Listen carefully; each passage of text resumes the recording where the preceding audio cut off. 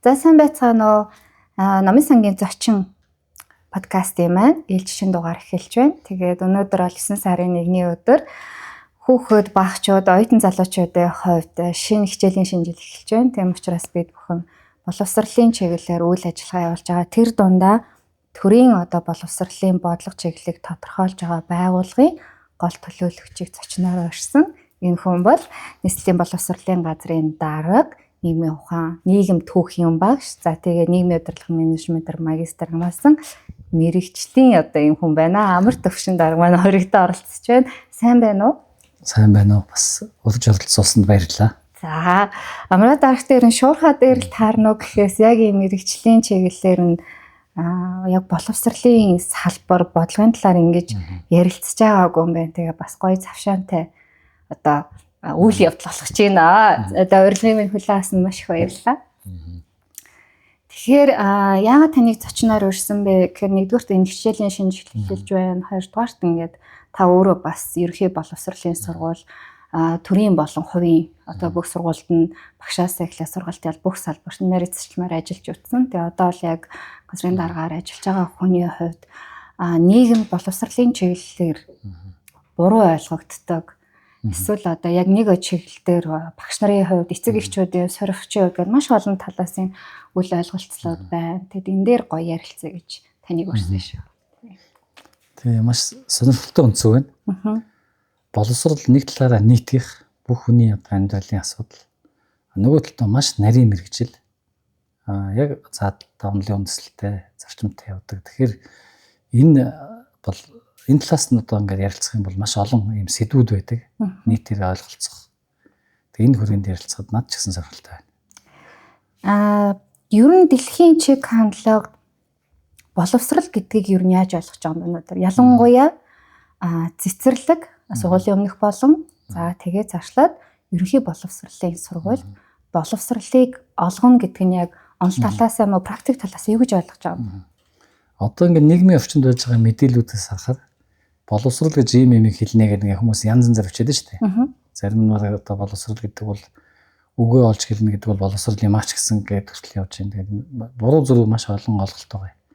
Тэгээд нэг онлын тодорхойлт гэхээс илүүтэйгээр боловсрол гэдгийг ерөнхий утгаар наваад үзэх юм бол тухайн хүн амьдрахад хэрэгтэй ур чадвараа одоо мэдлэг мэдээлэл эзэмшээд явж байгаа бол энэ боловсрол эзэмших процесс явж байна гэж үзнэ.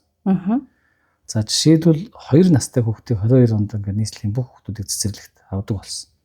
Тэгэхээр энд орсон 2 настай хүүхд 26 онд цэцэрлэгээ төгсөөд 38 онд дунд сургуулаа төгсөөд 42 онд их сургуулаа төгсөж ажлын байр руу ороод одоогоор энэ дундаж наслд ихсэж байгаа үед 70 нас хүртэл ажилланагт 2090 он хүртэл ажиллана. За тэгээ цаашаа нэг 10 жил наслаа гэдэг тооцоход 2100 хүртэл энэ хүний идэвхтэй ажил амьдрал өрнөх байгаа. Тэгэхээр энэ амьдралд нь хэрэгтэй мэдлэг ур чадварыг одоо ерөнхийд нь олох юм бол ерөнхий боловсрол. За одоо их тоймлж бүтүүлгээр хэлэх юм бол за яг нарийн мэргэжил болгоод эзэмших юм бол дээд боловсрол, мэргэжлийн боловсрол. Ингээд боловсрол шатлаараа ингэж эзэмшээд энэ нөхөрт нь хэрэгцээтэй чадвартай холбогдоо явал энэ сайн боловсрол болж явахаар ийм зургтай байна. Хуучин бол юу гэхээр яг албан ёсны одоо боловсролын системээр ихтэй сургуулиудаас төгсөөд ингээд явж исэн боловсролын тогтолцоог бол илүү хүлээн зөвшөөрөө явж исэн. Энэний хажуугаар албан бус буюу тэр бусад хэлбэрээр эзэмшиж байгааг бас зөвшөөрчихсөн. Тэгээд дэлхийн улс орнууд төр Монгол улстай сая боловсролын хуулинд ямар шинж хандлага явж байгаа нөхөр 3 дахь орон зайг үүсгэж байгаа. Одоо биедан суралцах гэх үү дээ. Жишээлбэл англи хэлийг өөрөө ингээд сурцсан байна. Тэрийг сургууль буюу албан боловсролоор эзэмшээгүй. Албан бус боловсрол буюу насан туршийн боловсролын төв бусад хэлбэрээр эзэмшээгүй. Тэгтээ захимаар өөрөө суралцж хагаад бас амьдрал дээрээс дадлага дасгал хийж хагаад одоо айлцын 8 он авцсан. Хэлний төвшөнд олон улсын тавьж байгаа шаардлага хангагдсан байна гэж тооцсон. Тэгвэл энийг зөвшөөрнө л гэсэн үг байхгүй. Тэгэхээр боловсрол гэдгийг бол хандлага нь зөвхөн сургуулаар битгий хэмжээ. Сургууль бол байна. Энийг үгүйсэхгүй. Энэ дээр тасралтгүй суралцаад явж байгаа бусад бүх мэдлэг чадвар эзэмших процесс бол таны одоо боловсролд хамгаалшгүй л гэж байгаа. Ер нь одоо бидний үед бол илүү нөгөө онлайн талын хичээлүүдийг үздэг байлаа л да тий. Ерөнхий боловсролын сургуульд багш заасан бид нэр цээжлэн автоматаар ойлгосон ойлгоогүй буцаагаад шалгуулна. Тэгэхээр өнөөдөр олон улсад бол нөгөө илүү онлоос практик руу чиглэж байна. Тэгээд яг энэ хандлага Монгол улсын ялангуяа нийслэлийн хэмжээнд байгаа ерхий боловсролын сургууль дээр хэрэгжиж чадчихна. Ер нь энэ боловсрол өөрөө нэг талдаа нийгэмд амьдрах хүний бэлддэг. Тэгэхээр энэ дэлхийн улс орн очсон сая 90-ад он хүртэл социалист нийгэм бас нэлээд хэсэг нь байлаа шүү дээ. Бид нэг хэсэг нь байлаа. Тэгэхээр социалист нийгэмд амьдрах хүнд тэр цаг үед илүү тийм нийгэмч өөр угаасаа цаанаас зохион байгуулагчсан. Тэнд зүгээр ингээл тэрэнд нийлвэхтэй дагаа явах үслийн юм хэрэгтэй байсан. Тэгвэл академик түвшний мэдлэгийг бол маш сайн өгсөн. Илүү мэдлэг өгөөд ингэ явсан. 90 оноос хойш нийгэм задраа зах зээлийн нийгэм дэлхийн төлөв байдал ингэ өөр болоод ирсэн. Мэдхээс гадна мэдлэгээ хэрэгжилж чаддаг болох шаардлага болсон. Тэгэхээр боловсролын одоо хөтөлбөрийн шинжилгүүд бол энэ ер нь өргөн утгаар бол чаддаг байдлыг л хэсгээд байгаа юм. Түүнээс биш ингээд ерөнхий боловсролын сургууль зааж байгаа шинжилгээ ухааны агуулга бол одоо hard science бол суур агуулгын тогтмол л байгаа юм. Ерөөсөө л илүү юу нэмэгдээд нэхэр амьдралд мэдлэгээ хэрэгэлдэг байхгүй бол өхмөл хөрөнгөш болчиход байгаа байхгүй мэдлэгийн. Тэгэхээр хөтөлбөрийн шинжилт энэлүүд чиглэж байгаа. Тэгвэл манайх бол хуучнтайгаа харьцуулах юм бол энэ хөтөлбөр нэлээд шинжлэгдсэн. Гэхдээ яг ингээд сая олон улсын PISA гэдэг үнэлгээ хийгдээд үзэхээр хөтөлбөр нь ингээд шинжлэгдэж байгаа боловч хэрэгжүүлж байгаа арга барил нь бол бас удаан байна. Яагаад гарч байгаа. Тэгэхээр энэ нөлөөлж байгаа олон хүчин зүйл байна. Юу нэгдүгээр сургалтын зохион байгуулалт байна. Бид нар ингээд одоо зүгээр энгийнээр тайлбарлах юм бол мэдхийг тань мэдэх үйл хэрхээ чинь. Чадах гэдгийг тань мэдхээс гадна үйлдэх замаар илүү баталгаачих واخгүй. Гэтэл бидний анги танхимын зохион байгуулалт тань мэдэх үйл зориулсан хэвээрээ байна. Энийг жишээлбэл сайн хийнэг бол чадах үйлийг зохион байгуулах орчныг дэмжих хэрэгтэй. Тэгэхээр тэр анги танхимын ээлжийн коэффициент зохицуултууд, лаборатори нөхцлүүд тэгээд тэр мэдлэгээ хэрэглэх тийм одоо клуб дугуулan гэдэг үйл ажиллагаануудаар дэмжиж энэ чадвар илүү хөгжнөч гэдэг юм. Ингээд юм байна. За хоёрт нь заах арга зүйтэй холбоотой асуудал. Яг ингээ хүнд танин мэдж байгаа үйлийг ингээд хэмжээсчүүлж байгаа таксоном гэж байгаа. Тэгээ ийм олон төрлийн таксоном байна. Одоо инженеэр хэлэх юм бол хэдэн километр мэдлэг эзэмссэн, хэдэн тонн чадвар эзэмссэн гэдэг шиг хэмжээсчүүлж байгаа. Тэгэхээр тэр зөв булумын таксоном дээр ингээ аваад үзэхээр сэтгэлгээний доод ирэмб, дээд ирэмб гэж хоёр байна. Одоо 6 алхамтай. Эхний 3 алхам нь доод ирэмб, дараагийн 3 алхам нь дээд ирэмб байна. Тэгэхээр хүн ингээ эхлээд альва мэдлэг мэдээллийг тархины түр санах баруун авчна. Тэгээ хэрэггүйг устгах хэрэгтэй ингээ явна. За тэрийг илүү системлээд ойлгох юм бол одоо хоёр дахь шатны ойлгох гэдэг одоо юм юу төвшин өсөж байгаа. Эхнийх нь сэргээ санах, хоёр дахь нь ойлгох. За ингээ ойлгосон зүйлүүд хэрэглэхгүй байж бол мартчихна. Тэгэхээр гурав дахь шатлалд нь хэрэглээд ивэл энэ ингээ гүн бат ойлголт болж байгаа. Гэхдээ энэ гурван алхам бол сэтгэлгээний доод ирэмбэд хамаарч байгаа. За дөрөв дэх алхам буюу нөгөө дээд ирэмбэл ороод ирэхээр анализ хийн. Нөгөө ойлгосон зүйлүүдийг учир шалтгаануудын зүй тогтлуудыг ялгаж задлж шинжилж эхэлнэ.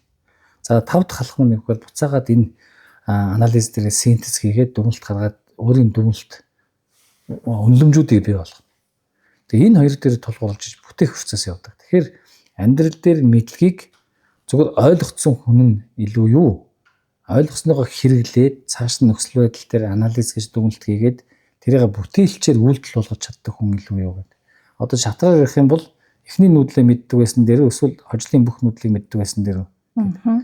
Тэгэхээр нөгөө биднээсийн ойлгуулаад орхиод идэх тал дээрээс одоо арга зүйн хувьд ч дутагдал байна.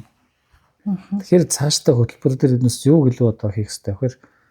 Одоо ойлгосон зүйлээ хэрэглээнд өөрийнхөө нөхцөл байдал дээр буулгаж хэрэгжилж чаддаг энэ чадварт нь одоо хандах хэрэгцээ шаардлага. Одоо ингээд сошиал орчин гарахаар нэг тийм сонир үзэгдэл гаргадаг байхгүй. Тэнд байгаа идэвхтэй хүмүүсийн нэлийн хэсэг нь өөрийнхөө дэд хэмжээнд ойлгодог. Ойлгосноор л юм ханддаг. Тэгэл юу гэж ойлгуулна тэрүүгээр дагааш шуураад байна. Цаат чинь тэгсэн гинэйг бол тийм үгээр шуураад байна. Яг үүндээ тийм юм уу, гүү юм уу, за тийм байлаа хэрэгтэй ч юм гээд. Тэгэхээр биднээс нь ирээдүйн хойч үеийн залуучуудыг нийгмийн нөхцөл байдалд илүү тийм анализ хийдэг, дүгнэлт гаргадаг, тэрэн дээр тулгуурлаж бүтээдэг энэ одоо чадрыг хөгжүүлэхгүй болохгүй. Даалгавч гэсэн бодлого ч гэсэн хүнд бодлого гэж ямар юм хэлж байгаа. Тэгэхээр хуучнаар бол онлын үд хүнл байсан бол одоо саяхан шиг олон үйлдэлтэй ингээ болоод сэтгэж ажилтдаг даалгаврууд хүнд болж эхэлж байгаа. Тэгэхээр энэ чиглэлийн арга зүйлүү багш нараас сургах, сургалтын зохион байгуулалтаа өөрчлөх, үнэлгээнүүд нь мэдлэгийг шалгах ус саяхан шиг энэ тал руу шалгах гэдэг ингээд ийм талаар хийх ажлууд их байна. Тэгээд яг хөтөлбөрийн шинжилгээд явж л байна бас. Одоо би жишээлбэл Монгол Улсын их сургууль багшилж байхад ерөнхий эрдэм ордог хэлхэх хурлаг соёл судлал гэдэг Батуг лекц орж байхад 120 гаруй хүүхэд орж ирж байгаа. За тэр 120 хүүхэд сумаас, аймгийн төвөөс, нийслэлийн захын одоо дүүргээс, аслагдсан дүүргээс одоо яг энэ Сүхбаатар дүүрэг ч юм уу гол төвийн дүүргээс ирж байгаа энэ сургуулиудын хүүхдүүдээс гадна хувийн сургуулиудын өндөр төлбөртэй сургуулиуд гэдэг. Ингээд 5 6 яг ижил насны мөртлөө өөр мэдээлэл, өөр их сурвалж одоо их сурвалж авах чадвар, ойлгох чадвар, илэрхийлэх чадвар нь бүр ингээд эрс ялгаатай хүүхдүүд орж ирж байгаа. Тэгэхээр энэ Монгол Улсын хэмжээнд явагдаж байгаа ерөнхий боловсролын сургуулийн хичээлийн хөтөлбөр маань өөрөө хөдөө орон нутаг аслагдсан дүүрэг хотын төв хувийн сургуулиудын хэмжээнд хэрхэн явж байна. Яг хүртээмжтэй, яг ижил тэгш боловсрал авах тэр юм хангагдаж чадж байгаа юм.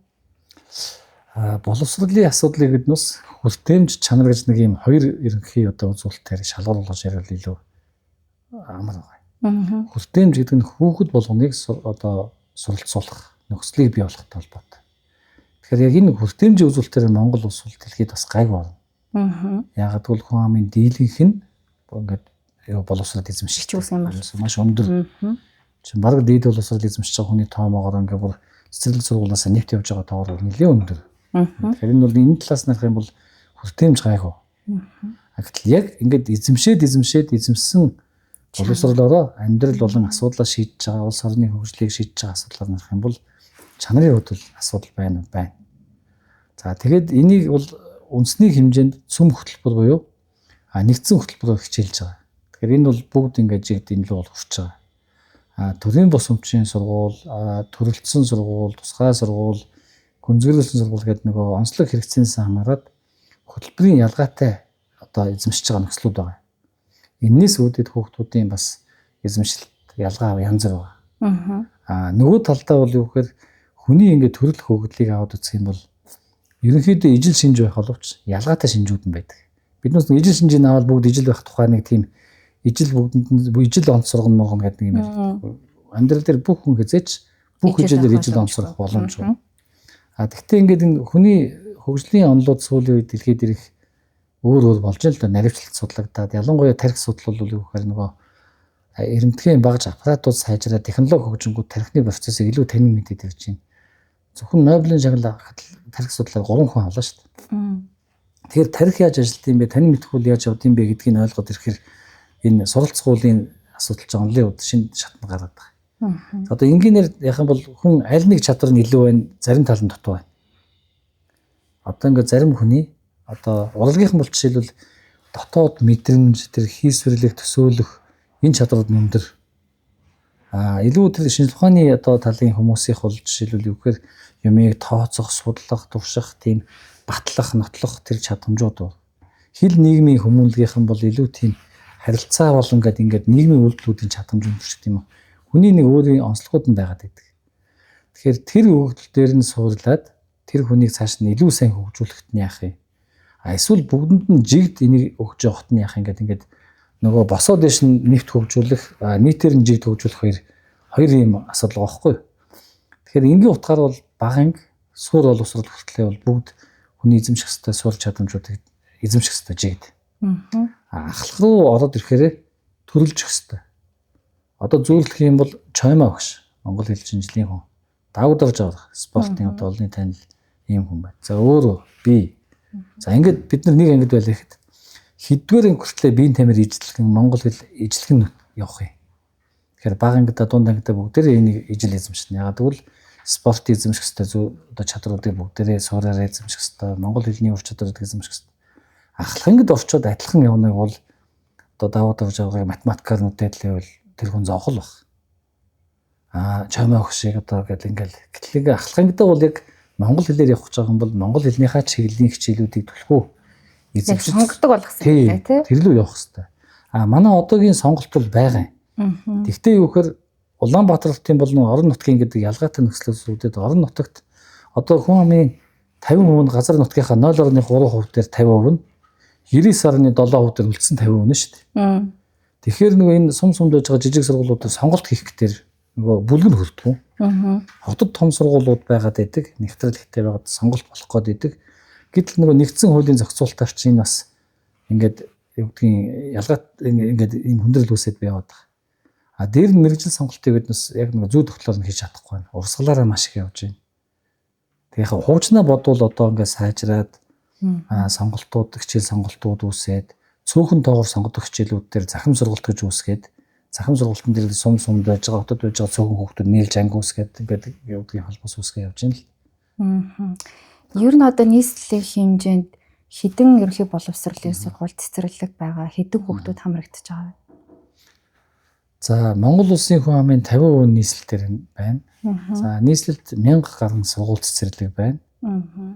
Дээр нь энэ 1000 гаруй сургууль цэцэрлэгт 41 мянган багш ажилтан ажиллаж байна. За энэ жилийн байдлаар 530 гаруй мянган хүүхэд сургууль цэцэрлэгт суралцгаар байна. Энэ зөвхөн сургууль цэцэрлэг шүү дээ. Тэгээд боловсролноос авахгүй. За тэгээд энэний цаана 1 сая гаруй эцэг байна.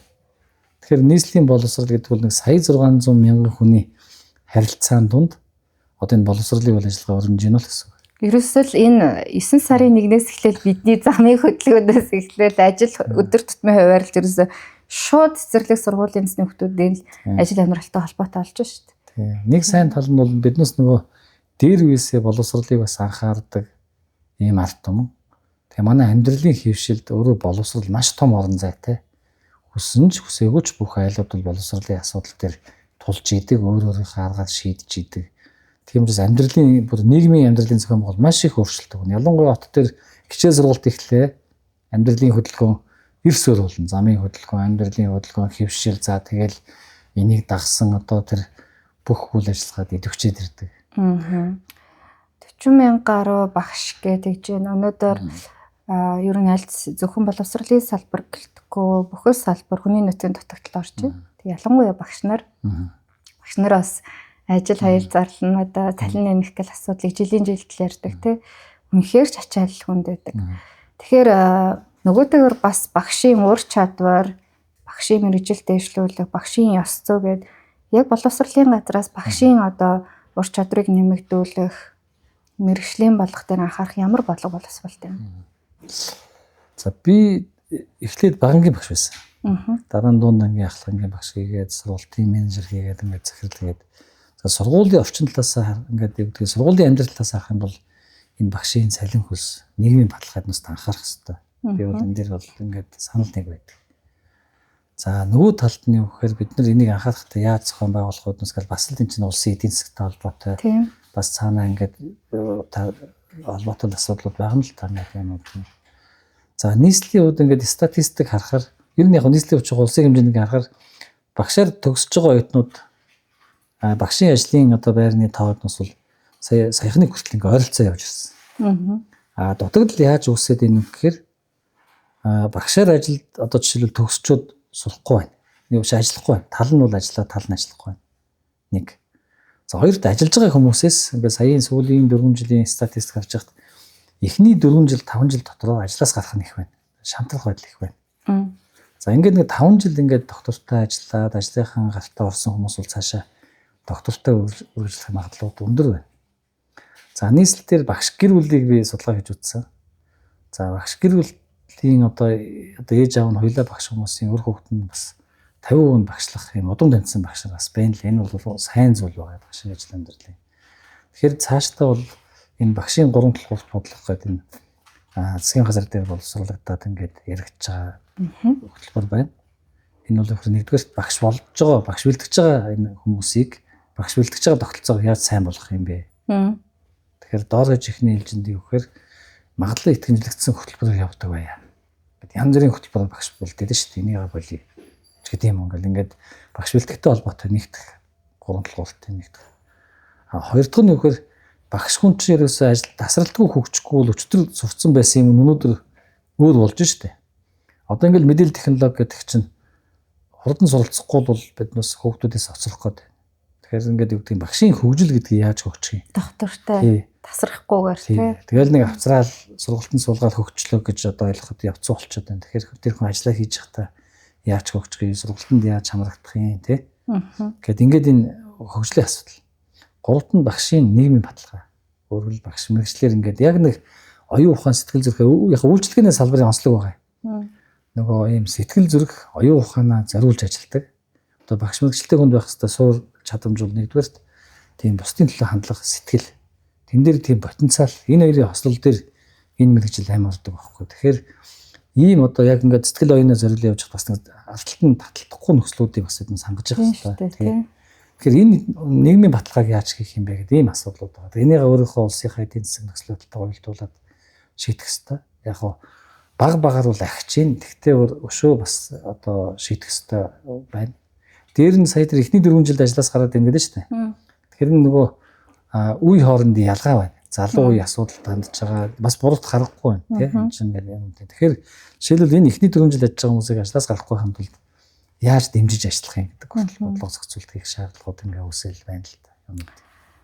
Багш хоорондын үе хоорондын ялгаанаас гадна одоо AI гэдэг зүйл гараад ирлээ.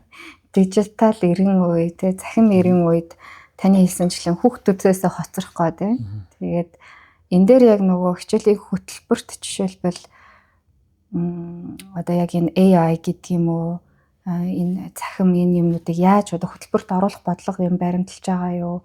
Эсвэл энэ өөрөө хязгаарлалтмал байгаа юу? Ер нь бол түүхээс нь үзэх юм бол энэ мэдлэг эзэмших процесс тийм ээ. Ер нь мэдлэг мэдээлэл дээр яаж боловсрал гэж дагаж хөгжсөн юм бэ гэж байгаа байхгүй юу? Дундуур нь тасчих. Яад би нэг асуусан бэ гэхээр одоо ингээд харж байхаарчлан оюутнууд сурагчид ялгаагүй гэрийн даалгавраа бүх хичээлээ ChatGPT-гээр хийлэгдэг болчихсон. За баг багш нар нь үртэл зарим мэдээллийг их сургуульч ингэж хайд сэтгүүл одоо олон улсын эрдэм шинжилгээнээс илүү асуучихдаг болсон. Энийг яаж зохицуулах одоо вэ гэдэг асуулт. Эхлээд яг түүхээс нь шалтгааны нь хайр та. Ер нь ингээд хүн амьтнаас ялгавч эхлэхэд энэ хоорондын харилцаа бол хүнийг амьтнаас ялгаатай болгосон. Одоо хэлтэй шууд мэдлэг мэдээллийн дамжлагтай болсон. За ингээд амьтнаас ялгараад ирсэн. За тэгэнгүүт дараа нь энэ мэдлэг мэдээлэл шууд синхрон явж исэн бол бичиг үсэг үүсгэх замаар хадгалж эхэлсэн. За анхны бичиг үсгүүд нь дүрс мөрсөн ингээд нэг юм ойролцоогоор за дараа нь ингээд тэгэхээр бичиг үсэг хадгалагдаад ирэнгүүт бүр энэ мэдлэг мэдээлэл чинь дамжиж эхлэхээр бүр илүү хүчрхэг болж эхэлсэн. Гэхдээ эхний бичиг үсгүүд бол ер нь нөгөө баячуулын хүрээнд гэдэг юм уу та. Ингээд нэг өртөг ихтэй бүтчихсэн учраас байсан.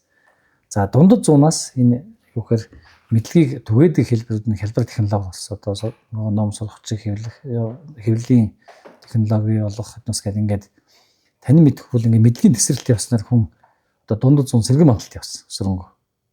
За 21-р зуунд яасан гэхээр дахиад саяын мэдлэг мэдээлэл зөвхөн ном сурахчиг гэдэг юм цаасан юм технологид явж исэн бол медиа технологиор ороод захим руу ороод ирээс шууд дамжлалтын төвлөлт бол маш ингээд өндөр болцсон.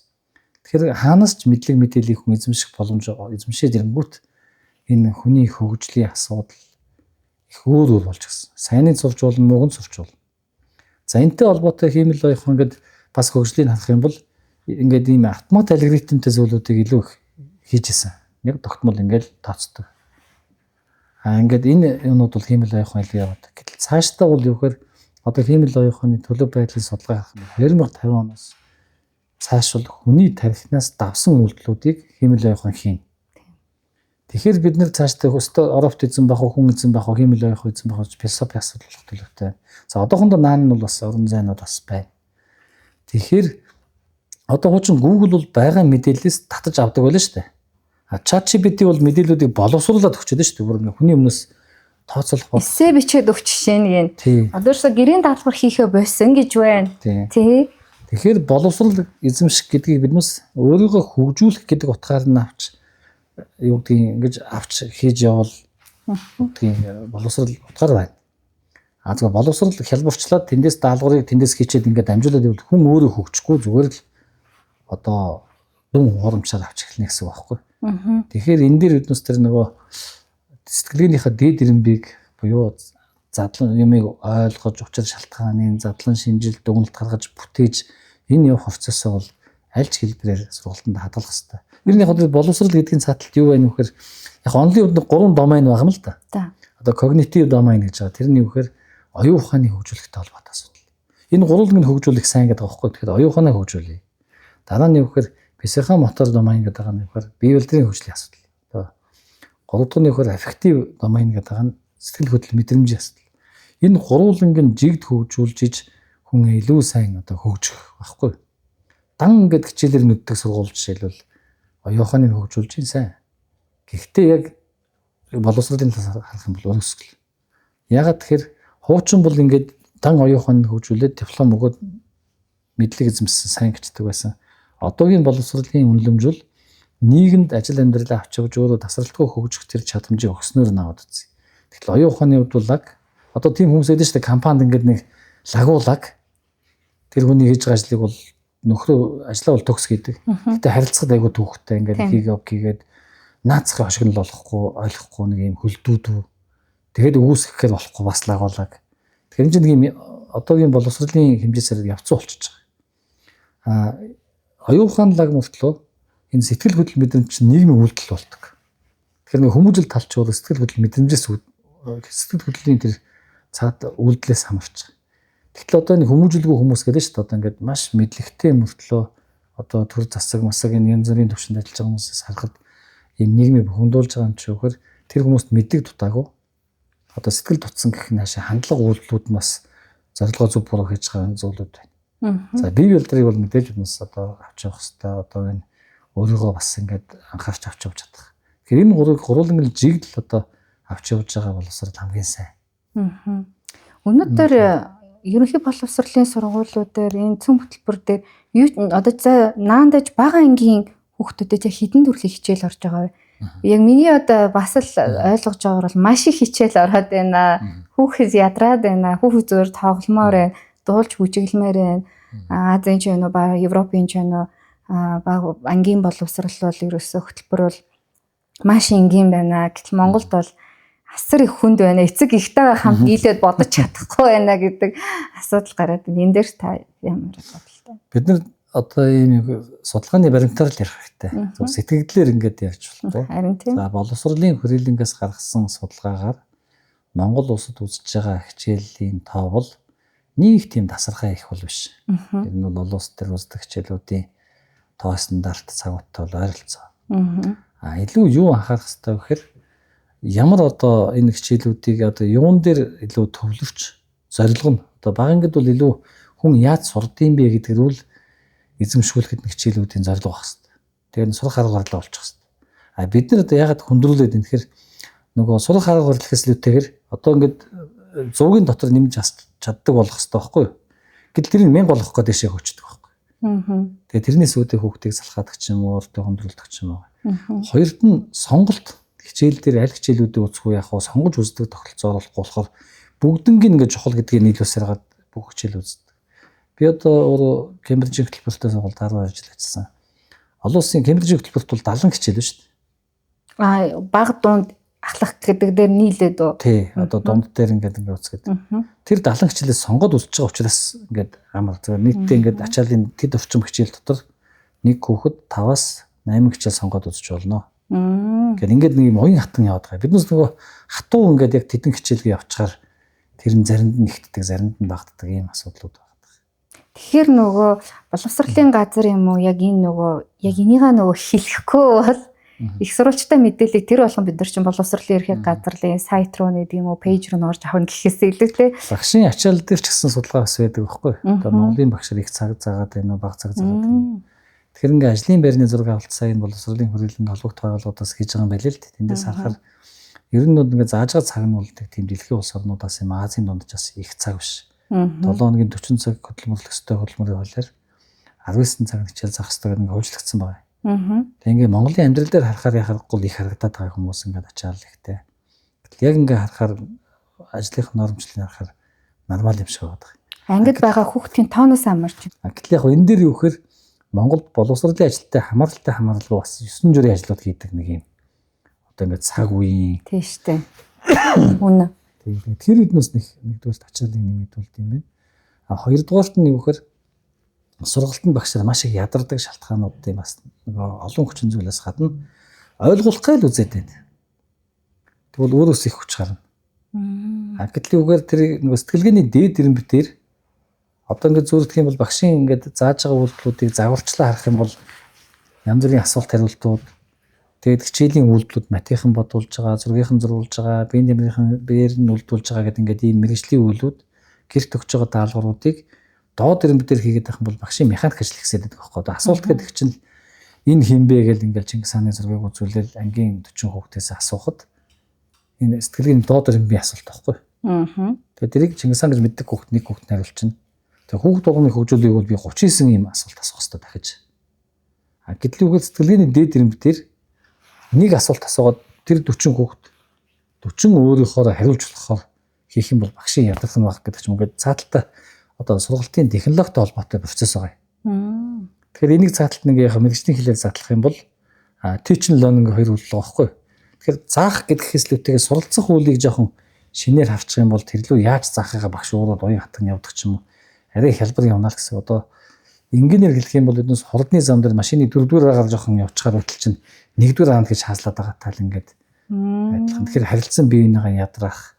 Тийм байна. Тэгээд дэр нь одоогийн хүүхдүүдийн тэр нэг одоо сэтгэл зүйн онцлог сурах үйлийг ойлгохгүйгээр хуучныхаараа жоохон дайрахаар хүүхдийг ч ядраагаад бигүүч ядраад залхачих гадах юм хандлага байна. Тийм байна. Энэ нийгмийн шилжилт бас цаг үетэй холбоотой. Энэ ганц Монголын асуудал биш. Яг олон улсын өндөр ч гэсэн бас яг ийм асуудал явж байгаа. Одоогийн хүүхдүүдийн өөрийнх нь мэдрэмж, сэтгэл хөдлөл, суралцах үйл рүү хандж байгаа үйлдэлүүд тэгээд нөгөө гэр бүл нийгмийн амьдралын зохион байгуулалтууд нь захим орчингуудчлуугаар явахаар амьдралын нөхцөлийг өөр болгож ш. Туучин захим байхгүй өссөн хөсөөгөө бие биентэйгээ ярихаас өөр замгүй байлаа ш. Ороод одоо яаж н ороод оруулах болгоор өөрөнд нэг утас. Гэт ингээд юу гэдэг нийтлэг ийм амьдралын өөрчлөлтүүд нь бас нөлөөлж ийн гэж хараад лээ. Одоо 9 сарын 1 болохоор эцэг эхчүүд ер нь л 9 сар төхөд ирэхээр сайн сургууль байвал хэдэн төгрөгчөөс хамаагүй хүүхдийнхаа боловсролд хамаагүй хөрөнгө оруулалт хийн гэл тэ. Тэнийг дагаад маш олон хувийн сургуулиуд, маш олон хөтөлбөртэй Cambridge нэ, British нэ, Австрали нэ, Япон гэл ороод ирж байна л та. Тэгэнгүүт Монгол за төлбөртэй англи хэлээр унган хэлний хятад ороосын англи одоо ямар хэлээр өгдөг юм байж. Гэтэл зөрүүлээд эцэг эхчүүд маань өөрсдөө үр хүүхдтэйгээ ойлголцох нөгөө юу байхгүй болчихдог. Орон зай хэлний боломж тэр харилцаа холбоонд тасарч ингээд за цаашлаад эндээс нөгөө монгол хүүхэд монгол сэтгэлгээтэй монгол хэлээрээ ярьдаг сэтгэдэг хүүхдийн тухай асуудал ярина. Тэг бид нар ч их цөөхүүлэх нэ. Тэг энэ их олон хувийн сургуулиуд гэдэг юм уу? Сайн тал нь юу, муу тал нь юу? Тэгэхээр энэ дээр таны бодол. Манайх монгол хэлний хуулиар бол одоо баг ингээд бол монгол хэлээ л үзнэ. Ер нь бол ингээд явж байгаа. Энэ ч бас уг нь бол онлын үндэслэлтэй. Ер нь тэр нөгөө мэдлэг мэдээллийг боловсруулахдаа ямар хэл дээр яаж авч гэдэг нь бол өөрийнх нь одоо суурь нэ. Энэ дээрээ нэмээд бусад хэл гэдэг хөлбөр байгаа байхгүй юу? Тэгэхээр ингээд улсын сургуулиуд бол ийм зохион байгуулалтаар явж байгаа. Яг л нэгдсэн стандартаар. За төрийн бус өмчийн сургуулиуд дээр нөгөө сургуулийн хөтөлбөрийн төрөлжөөс хамаарат төлбөр тогтоох зарчим нь бол улсын сургуулиудын улс дээр үзэж байгаа нэгдсэн хөтөлбөрийг ингээ үзэж байна.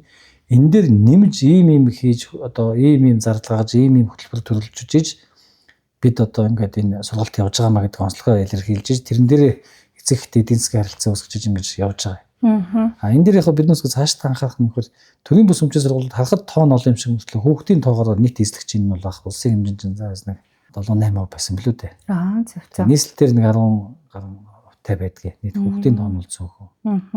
Хамрагдчихж байгаа хүүхдийн тоо. Нөгөө улсын сургуульч ингээд 2-3 мянган хүүхдийн сургуулиуд бол хувийн сургуулиуд дээр тийм олон мянган хүүхдийн сургууль багтай. Ихэвчлэн мянга дотор голдуу дийлэнх цөөхөн байгаа. Гэхдээ энэ цаашдаа биднээс анхаарах хэрэгтэй хэдүүд өнцөг байгаа.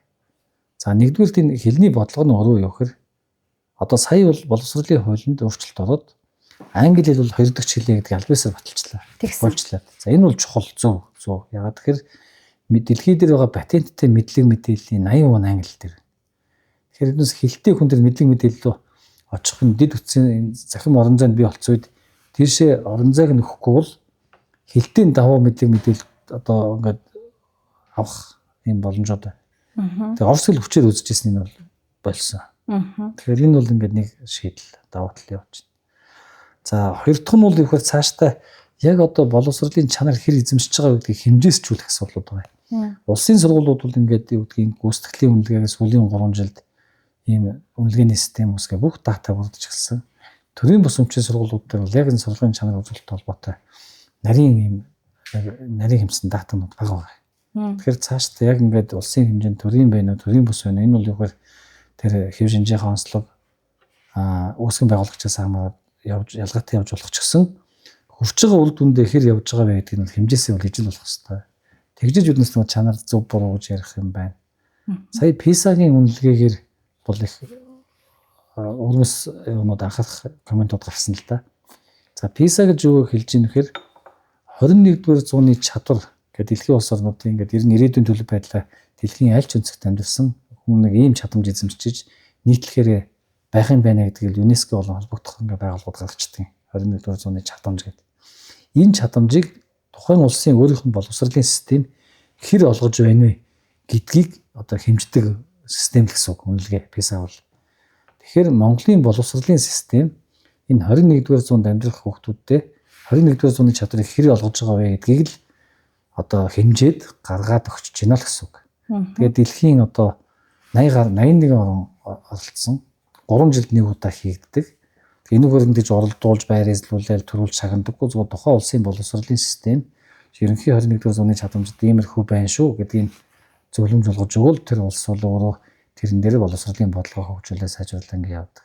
Тэгээ бүх одоо өөрийнх нь төвөр гэж санаас ингэ аваад судалгааны энэ том дата бүрдүүлдэг. Монгол сүүлийн 30 жилд манай боловсрол сайн муугал ингээл өөр өөртөөхөр л ярьдаг. Манайхан зарим нь бол Оросын боловсрол манай боловсрол маш сайн академик үзүүлэлтүүд маш сайн ингээл гэлдэг. Зарим нь бол юу гэхээр ер нь бол маш сул манайх бол одоо боловсрол хүндэрсэн гэж ярьдаг. Яг хөндлөгийн үнэлгээ бол анх удаа яг ийм томоохон хэмжээний үндэсний үнэлгээ хийгдсэн. За энэ үнэлгээнээс харахад бол ер нь бол дундаж л байна лээ. Монгол тий 81 орноос 47%, 40 хэд дээр.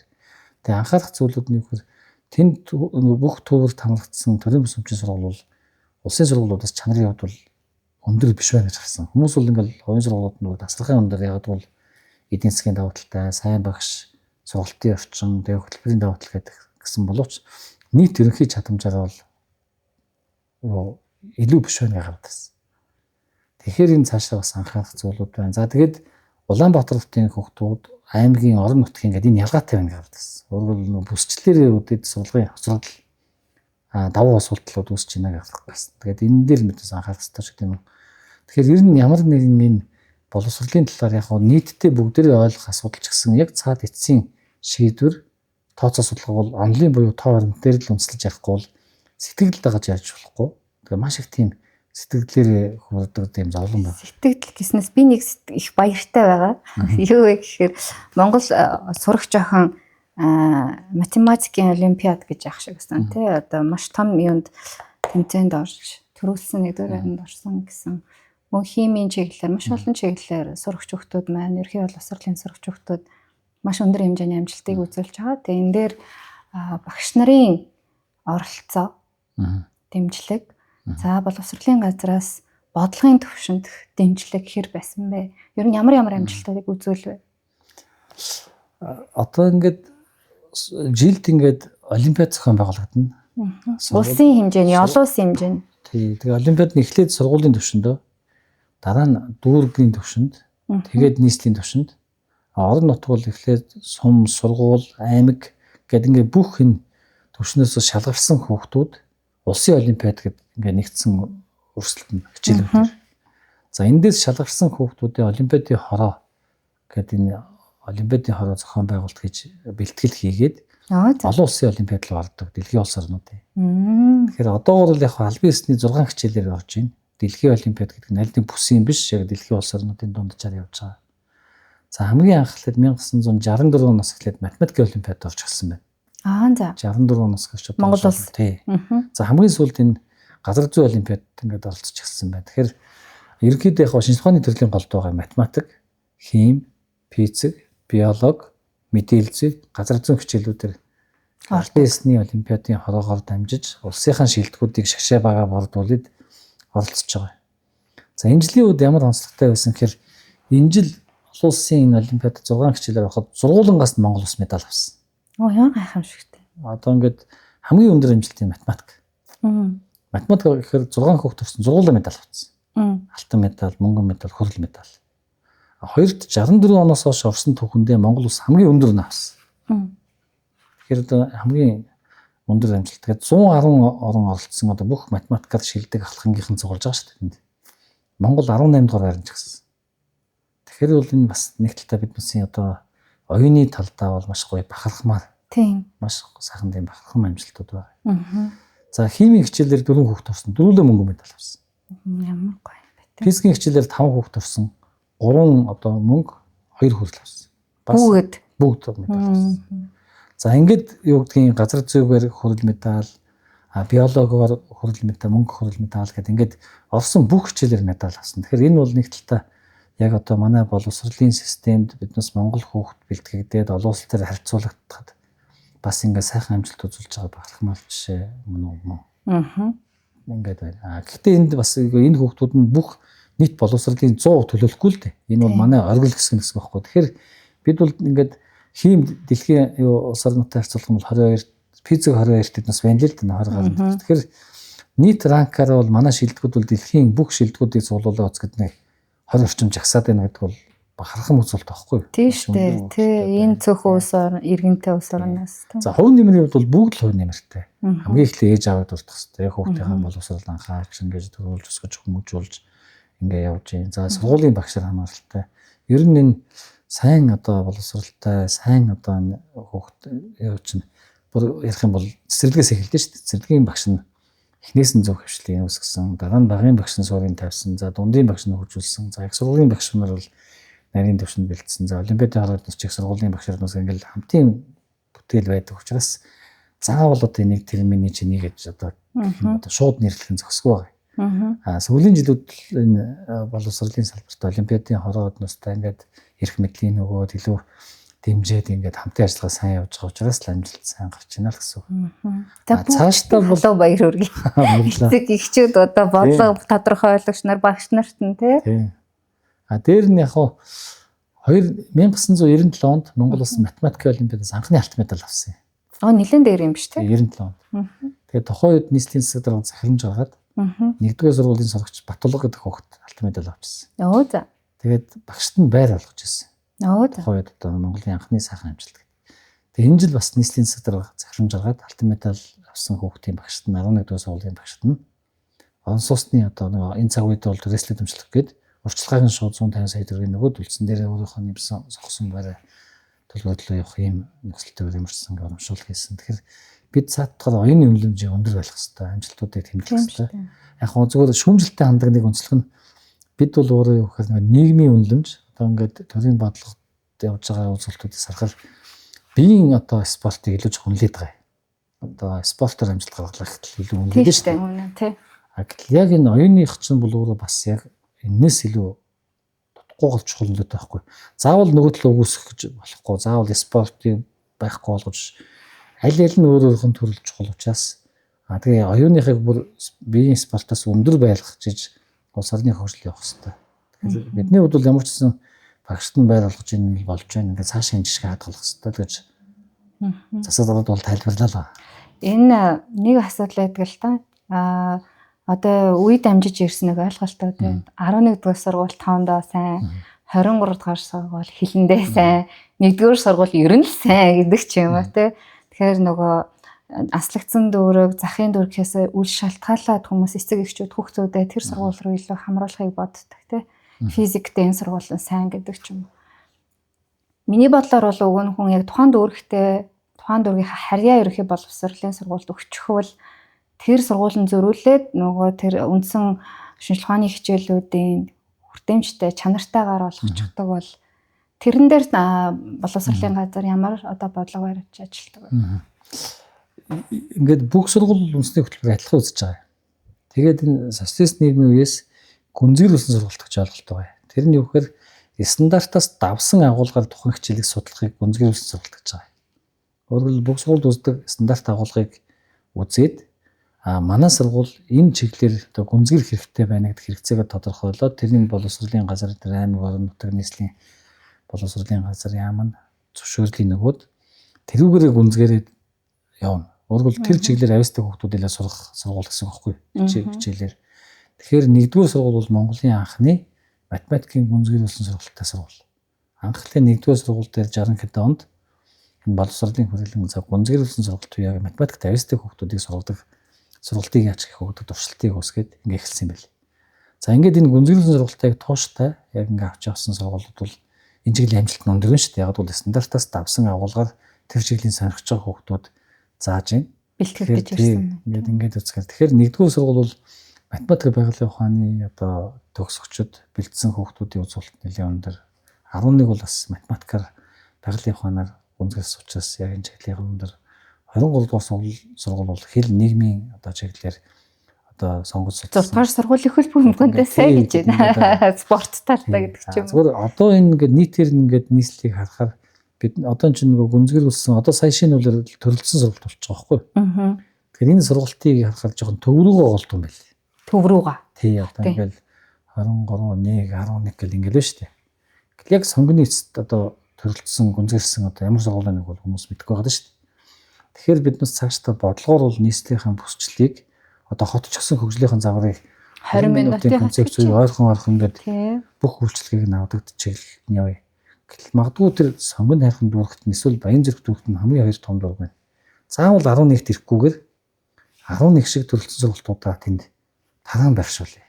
Өөрөөр хэлбэл ингээд хуучин хотчин бол өөрөө цомхон байлаа шүү дээ. 600 мянган хүний төлөвлөлттэй ингээд цомхон байх үед л наашаа цаашаа ирэх хөдөлгөөн бас байсан боломжтой байсан бол одоо бол угаасаа хүссэн хүсээгүй тэр хаан уулын уртлаас эсвэл энэ хойдолд долоон бодлын эцэс эсвэл баян зүрхийн эцэс юм наашаа төврөөр судалцах бол үнэхээр ажил амьдралд хүнд болж эхэлж байгаа. Тийм. Тэгэхээр биднээс энэ 23 онд сая 23 оны 8 сард боловсролын хууль шинжилгээ батлагдсан. Төрөлдсөн сургалт гэдэг зохион байгуулалтыг хөгжүүлж өгсөн. Одоо гүнзгийрүүлсэн сургалтын одоо орчин үеийн загвар гэх юм уу да. Бүх сургууль дээр биш одоо гүнзгийрүүлсэн сургалтын зохион байгуулалт. Тэгэхээр хэрэгцээнээс хамаарна. Төрөлдсөн сургалт гэдэг нь сургууль дотроо манай сургуулийн хүүхдүүд энэ хичээлээр энэ хөтөлбөрөөр төрөлжиж гүнзгийрнэ гэж бол тэр хөтөлбөрийнхөө баталуулаад тэгээ тэрийн сургууль дотроо сонгож судалсан. Хоёр дахь төвшин дүүргийн төвшөндөө манай сургууль одоо нэгс нийслэлтэй дүүргийн төвшөндөө авч болно гэсэн үг байхгүй. Тийм байна. Энэ чиглэлээр сонгож байгаа хүүхдүүд илүү сурч болно. За нийслэлийн төвшөнд гэдэг нийслэлийн төвшингийн зөвшөөрлийг манайх өгнө. Дүүргийн төвшөндөө турж зөвшөөрлийн дүүргийн хөнөг нь. Гэт ингээд зохион байгуулалтаа биднес хэрэгцээнээс харж хагаад илүү тархах хэрэгтэй. Жишээлбэл Өмнө Говь аймаг уулуурхайтай аймаг учраас Өмнө Говьоос төгсөж байгаа хүүхдүүд инженер технологийн чиглэлээр суралцаад эзэмшээд тэндээ амьдрал илүү хэрэгтэй. Гэтэл тэрлүүн бэлтгэж чиглэсэн математик байгалийн ухааны төрөлцсөн сургалтууд нь илүү олон байх хэрэгцээтэй гэсэн үг байхгүй. Гэтэл Сэлэнг аймаг бол жишээлбэл юу байна шүү дээ. Нөгөө газар тариалангийн бүс нутаг байна. Тэгэхээр тэр чиглэлийнх нь ингээд энэ сургуульчин баганг нь бол бүгдээрээ ижил явж болно. Дунд анги бол шинжлэх ухааны бүгдээрээ ижил зааж болно. Гэхдээ тэрэн дотроо яг нийгмийн хэрэгцээ яг сургуулийн хувь хүний хэрэгцээг нь харж агаад аль чиглэлээр төлөвлөж үү гэдгээ тооцож гаргаад тэр сургуулийн зохион зөв бодлого баримтал сонголт өгөх хэрэгтэй. Тийм байна. Тэгэхээр энэ чиглэлээр одоо бол нийслэлтэй сая над 14 сургууль бол ингээд юу төрөлцсөн сургуулийн тусгай зөвшөөрлөг баталгаажуулаад явсан. Тэгэхээр цаашдаа бол биднээс энийг бүсчлэлээр нь за энэ сургуулийг бол эцэг эхчүүдэд бол бүр амар л болж байгаа юм байна. Одоо эцэг эхчүүд ч хүүхдүүдийнхээ сургалтаас шалтгаалаад сургуулиас шалтгаалаад өөрсдийнхөө байрыг өргөж түрээслээд өөр байр түрээслээ явах, ажлын байраа солих гэл маш олон тэрийг дагсан шилжилт хөдөлгөөнүүд хийгдэж байна. Саяхан тэр нэмийг хэлэхэд нэг талдаа бид нар энэ боловсролын сонголтыг эцэгчүүлд өгөхгүй байгаагаас ингээд юм юу усэд байгаа. Одоо аль сургууль сайн бэ? Эсвэл яг сайн муу гэхээс лүүтэйгээр ямар одоо манай хүүхдэн ирээдүйд ямар мэргэжил эзэмших гэж байгаа юм. Тэрийг нь илүү төрөлжүүлж бэлтгэхэд дэмжлэг үзүүлдэг сургууль нь хана вэ гэдэг асуудал багхгүй. Тэгэхээр яг нийгмийн ойлголтод 1 11 23 33 48 сайн гэдэг ойлголт учраас тийшээ л ингэж зүтгээд байгаа. Уг нь бол биднээс нэгдүгээр сургуулийн гүнзгийрүүлсэн сургалттай адилхан сургуулийг нь тэр дүүрэгт нь шүү дээ. Өгөөд ингэ явна. Тэгээд энэ байдлаар нь тэлж байгаа.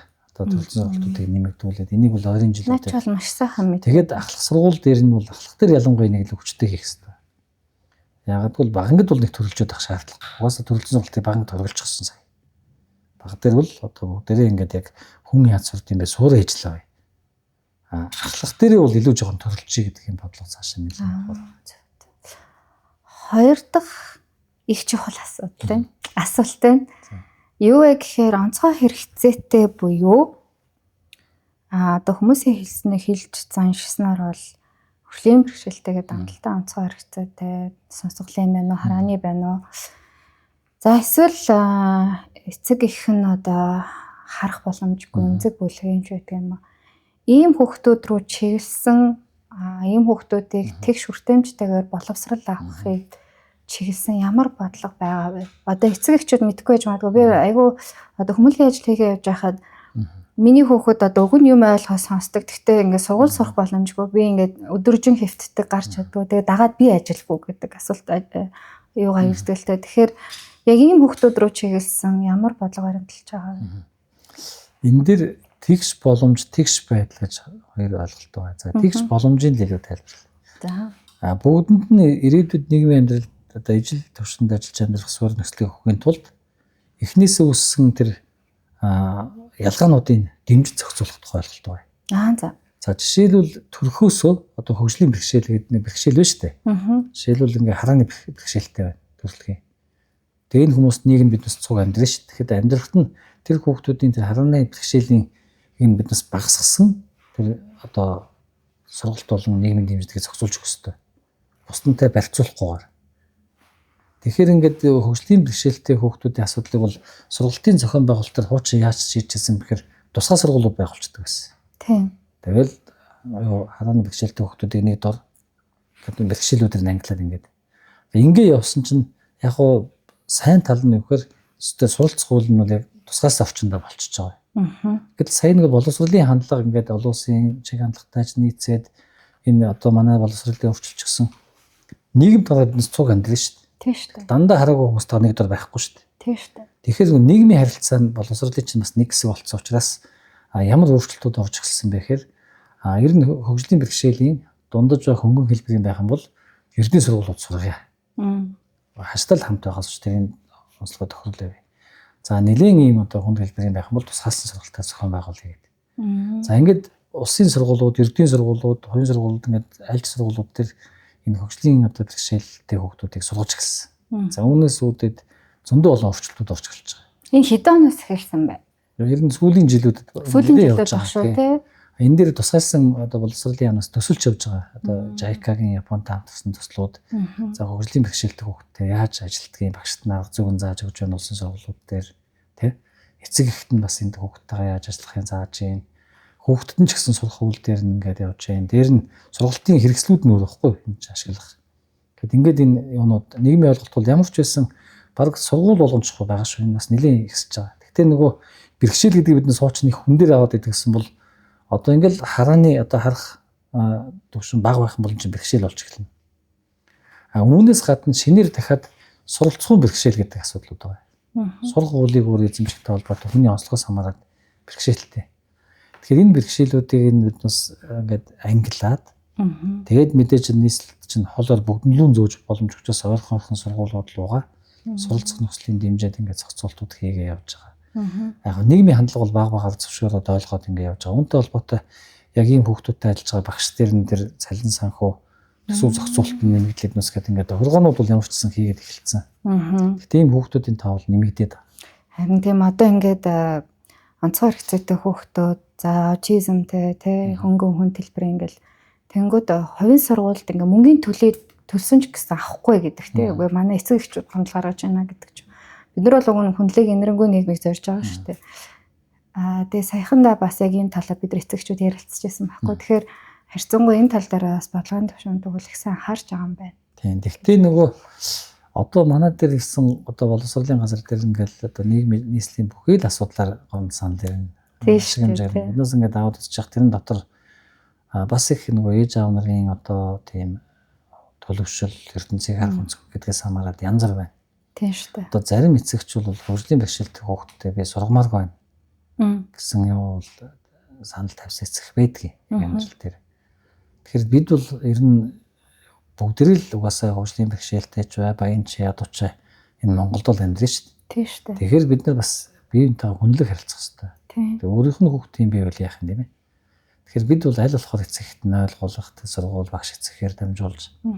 За хувийн сургуулиуд дээр бас нэг тийм хүндрэл үүсээд байгаа нь авахгүй ер нь бол бултах тохиолдлууд их байгаа. Тэрнтэй холбоотойгоо санал нэлээд өсөж байгаа. Тэгээ өнөөдөр ингээд нийслэлийн бүх сургуулийн захирлууд, цэцэрлэгийн эрхлэгч нар, төрийн босомжийн бүгд биднес хүүхдийн ордонд сая цуглаад энэ хичээлийн жилийн бодлого зорилго, голлон анхаарах зүйлүүд гэд ингээд ярилцлаа л да. За энэ дотор бас одоо бидний зүгээс төрөөс одоо нийслэлийн зүгээс өгж байгаа коммент бол энэ төрийн босомжийн сургуулиуд энэ дээр анхаарал тавиа. Ягаад гэхээр хувьсгал зардал төрөөс авахдаа 80% шууд олгоод 20% ажлыг хөлжиж олгоё гэдэг зохицуулт хийцээ. Тэр 20% үнэлгээнд дээр дөрвөн үзүүлэлт байгааг нэг нь хөгжлийн бэрхшээлт юм нийгмийн ялгаатай хэрэгцээтэй бүлэг рүү хандсан сургалтын зохион байгуулалтыг яаж хийж байгаа вэ гэдэг юм байгаа байхгүй. Болж шүү дээ. Тэгэхээр ингээд бас зохимжны төрийн шахалт явж байгаа. Тийм байна. Тэгээд бас ийм хүүхдүүдийг аваа сургаж байгаа сайн сургуулиуд бас байгаа. Бүгдээрээ бас яваад байгаа. Бас өргөн сурахгүй болтох гэдэг сургуулиуд ч бас байгаа. Байна тий. Тэгэхээр энэ чиглэл бүгдээрээ л ер нь ижил хандлагаар нийлээд хөтлөх хэрэгтэй. Одоо ер нь төр хувийн гэлтэхгүй эцэг эхчүүд хүүхдэд цэцэрлэгт өгвөл ерхий боловсролын сургуульд өгвөл багш нарт шууд хөгжчихдөг. Тэгээ энэ өөрөө бол ингэ жоохон болтос хийгээд тий. Тэгээ нөө school policy гэж эцэг эхчүүдийг очиж тэр яг үр дүнтэй би харсан. Тэрнтэй адилхан ер нь ингээд эцэг их багш сурагч гурвалсан энэ харилцаа холбоог дэмжихдээ бас ямар бодлого баримталж байгаа. Тэгэхгүй ингээд манай хүүхдийг таал заах хэвээр таал хүмүүжүүлэх хэвээр бүх юм аашаа багштай өгчдөг. Нөгөө талаасаа бас тэнд амьдрал одоо хүн яваад байдаг тий. Зөв энгийнээр хэлэх юм бол тухайн хүүхд ингээд юу гэдгийг сурлагын талтаа нэг сайжрах, хүмүүжил талтаа сайжрах. Нэг юм хоёр юм нийлжиж ин чинь сайн боловсролын одоо үр дүн болох гэдэг байгаа байхгүй юу? Гэтэл яг сурлага талын асуудлыг сургууль илүү хариуцж болно. Одоо сайн муу суралцж байгаа дээр. Гэтэл хүмүүжил талын асуудал бол сургууль 100% хамаарах боломжгүй. Яг нарийн шалтгаан нь хөөхөн бол гэр бүл нийгмийн орчноос уг үндэс нь байждаг. Тийм шүү дээ.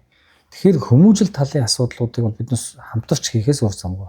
Ингээл та бүхэн анзаарсан сайн сургуулиуд бол гэр бүл хүүхэд багш сургууль гэсэн энэ дөрвөн тал нь хоорондоо хамтардаг ийм газрууд амжилттай яваад байгаа. Биднес нийгмийн ойлголтод одоо сая тэр залуу багшаар ажиллаас гарах гэдэг багш нарыг ажиллаас шамтрахад нөлөөлж байгаа нэг хүчин зүйл эцэгчүүл байгаа. Маш тийм боловсролын процессыг ойлгохгүй шаардлагатай байдаг. Нэг хоёрдугаарт эсвэл нэг үл хайгаар гэдэг шиг даатгаа хийчдэг. Энэ чинь бас хэцүү. Тийм. Ингээд ийм юмуд. Тэгэхээр хүмүүжлийн асуудал ингээд хүүхэд ингээд бусдаа маргалдчихлаа. Одоо ингээд судалгаа хийсэн чинь дээрлэлт гэдэг байгаа. Дээрлэлтийн дээрлэлт. Тийм. Энэ талаас дээр хийж бодчихлаа. Дээрлэлтийн судалгаа утсан чинь нийт дээрлэлт гэж ингээд утсан тохиолдлуудын 80% нь дээрлэлт биш харилцан маргаан байсан байна. Дээрлэлт чинь цаанаасаа бас тодорхойлолттой. Хүчтэйгээсээ хүчгөөрүүгээ чиглэсэн датумжтай ингээд үйлдэлүүд байгаа хгүй. Гэхдээ харилцан маргалчаад энэ дээрлэгч ингээд ингэсэн байдаг ч юм уу. Тэгэхээр эцэг эхэн тэр хүмүүжлэлтэй холбоотой эсвэл нэг хүүхэд ингээд маргалдсан байлаа. Энэ манай хүүхдийг дормжилсан гэдэг. Ингээд маргалдаад байлаа тийм ээ. Гэтэл гэр бүлийнхээ орчинд хоорондоо яг тийм үйлдэлүүдийг хийдэг, гэрдээ зодтолдог, зохиолддог байдал хүүхэнд чинь ингээд тасаад хулбарлаад идэв шүү дээ. Тэгээд тэгэнгүүт нэг сургууль дээр очиад миний хүүхдийг ягаад та нарыг хүмүүжүүлчихсэн ингээд байдаг ч юм уу. Ийм хандлагууд байна. Яг төрөөс ямар зохицуултууд хийж ийм тэгэхээр энэ сургуулийн нийгмийн ажилтны үүрэг ачаал бүгд энэ статусыг нэлээд тусгаалan авч зохицуулж байгаа. Сургууль дээр энэ сургуулийн зохион байгуулалт нь ингээд хариуцдаг зохион байгуулалт нь их гайг байхгүй. Одоо яг сургуулийн ерөнхийд нь хариуцдаг хүн сургуулийн менежер гэж чинь сургуулийн менежерийн доотлолт заахаргын нийтлүүд гэж байгаа математикийн байгалийн ухааны гэдэг ингээд багшаар нэлсэн ийм заахаргын нийтлүүд байж чинь. За ингээд мэрэгжлийн багшаар гэдэг ингээд ийм бүтцэн байж байгаа. Тэгээ энийг санхүүжүүлдэг одоо бүх систем нь яаж байгаа. Гэтэл яг нэг хүмүүжлийн асуудлыг хариуцдаг ийм бүтэц системний асуудал. Нэг нийгмийн ажилт ингээд ганц хүнийг тавьчихсан. Нөгөөх нь багшийн статусаас дээр яг удирдлагын статусаас бага ингээд ийм хагас цайнд бүхэл сайн муу орчих гээд. Тэгэхээр бид нар энийг жоохон илүү сайжруулах үүднээс сургууль дээр хөгд хөгжлийн алба гэж тушаалаар бүгдэн дээр нь байгуулсан. За энэ албаны нийгмийн ажилтнанд болох болно. Сургуулийн менежер дэвшлэг. За доотлолтод заахаргын нийтлэж байгаа бол энэ доотлол дээр анги болгоны багшийг одоо энэ захар нэгдэл гэдэг шиг энэ ангичийн өөрөө нэг тийм нийгмийн нэгдсэн процесс шүү дээ. Энд нь байна. За энэ дээр нь туслах бүтцүүдийн сайжруулсан. Бүх сургуулийг сэтгэл зүйчтэй болгох одоо ийм бүтц ус гэсэн. За тэгээ сургуулиуд хоол зүйчтэй байж гин. За тэгээ номын санч ангийн багшидсаа нийлээд ингэ ажиллах юм бол хөгжлийн эм чиглэлээр ажиллах бүтц ус. За энэ бүтц ингээд төлөв гаргаж эхэлсэн. Сүүлийн юм дээр. Тэгсэн чинь энийг санхүүжүүлэх систем нь бас амжтай биш. Хоёрт ингээд хичээл практикийн одоо сургуулийн төсөв дотор ингээд юу гэдэг сурлага бол яг ингэж санхүүжүүлэх гэсэн бүтцэн байгаа. Тэгтэл нөгөө захирлуудын нөгөө юу гэдгийг хичээлийг чухалчилдаг захирал байна, нийгэм соёлыг чухалчилдаг байна. Зарлыг гаргахаас янз янз байгаа. За тэгээ энэтэй холбоотой сая төрөөс ясрэхэд сургуулийн төсвийн 0.3-ыг энэ хөгжил хамгаалалтаас харьцуулна. Хөгт хөгжил ингээд сэтгэл зүйчтэй болгоод сэтгэл зүйчийн өрөө туслахыг нь нуусгээ, сэтгэл зүйн үйлчлэгийг нь мобистер альбис нэг хөгтийн сэтгэл зүйч ангийн нуусгээд одоо ингээд сэтгэл зүйчээр төгссөн хүмүүс 100 ажлын байртай байгаа шүү дээ. Тэгээд нэлийн тийм нийгмийн процессуудыг сайжруулж байгаа нөгөө үүсэж байгаа эрсдлүүдээ сэргийлэх барих гэдэг. Ингээд энэ чиглэлд бол яг явж л байна.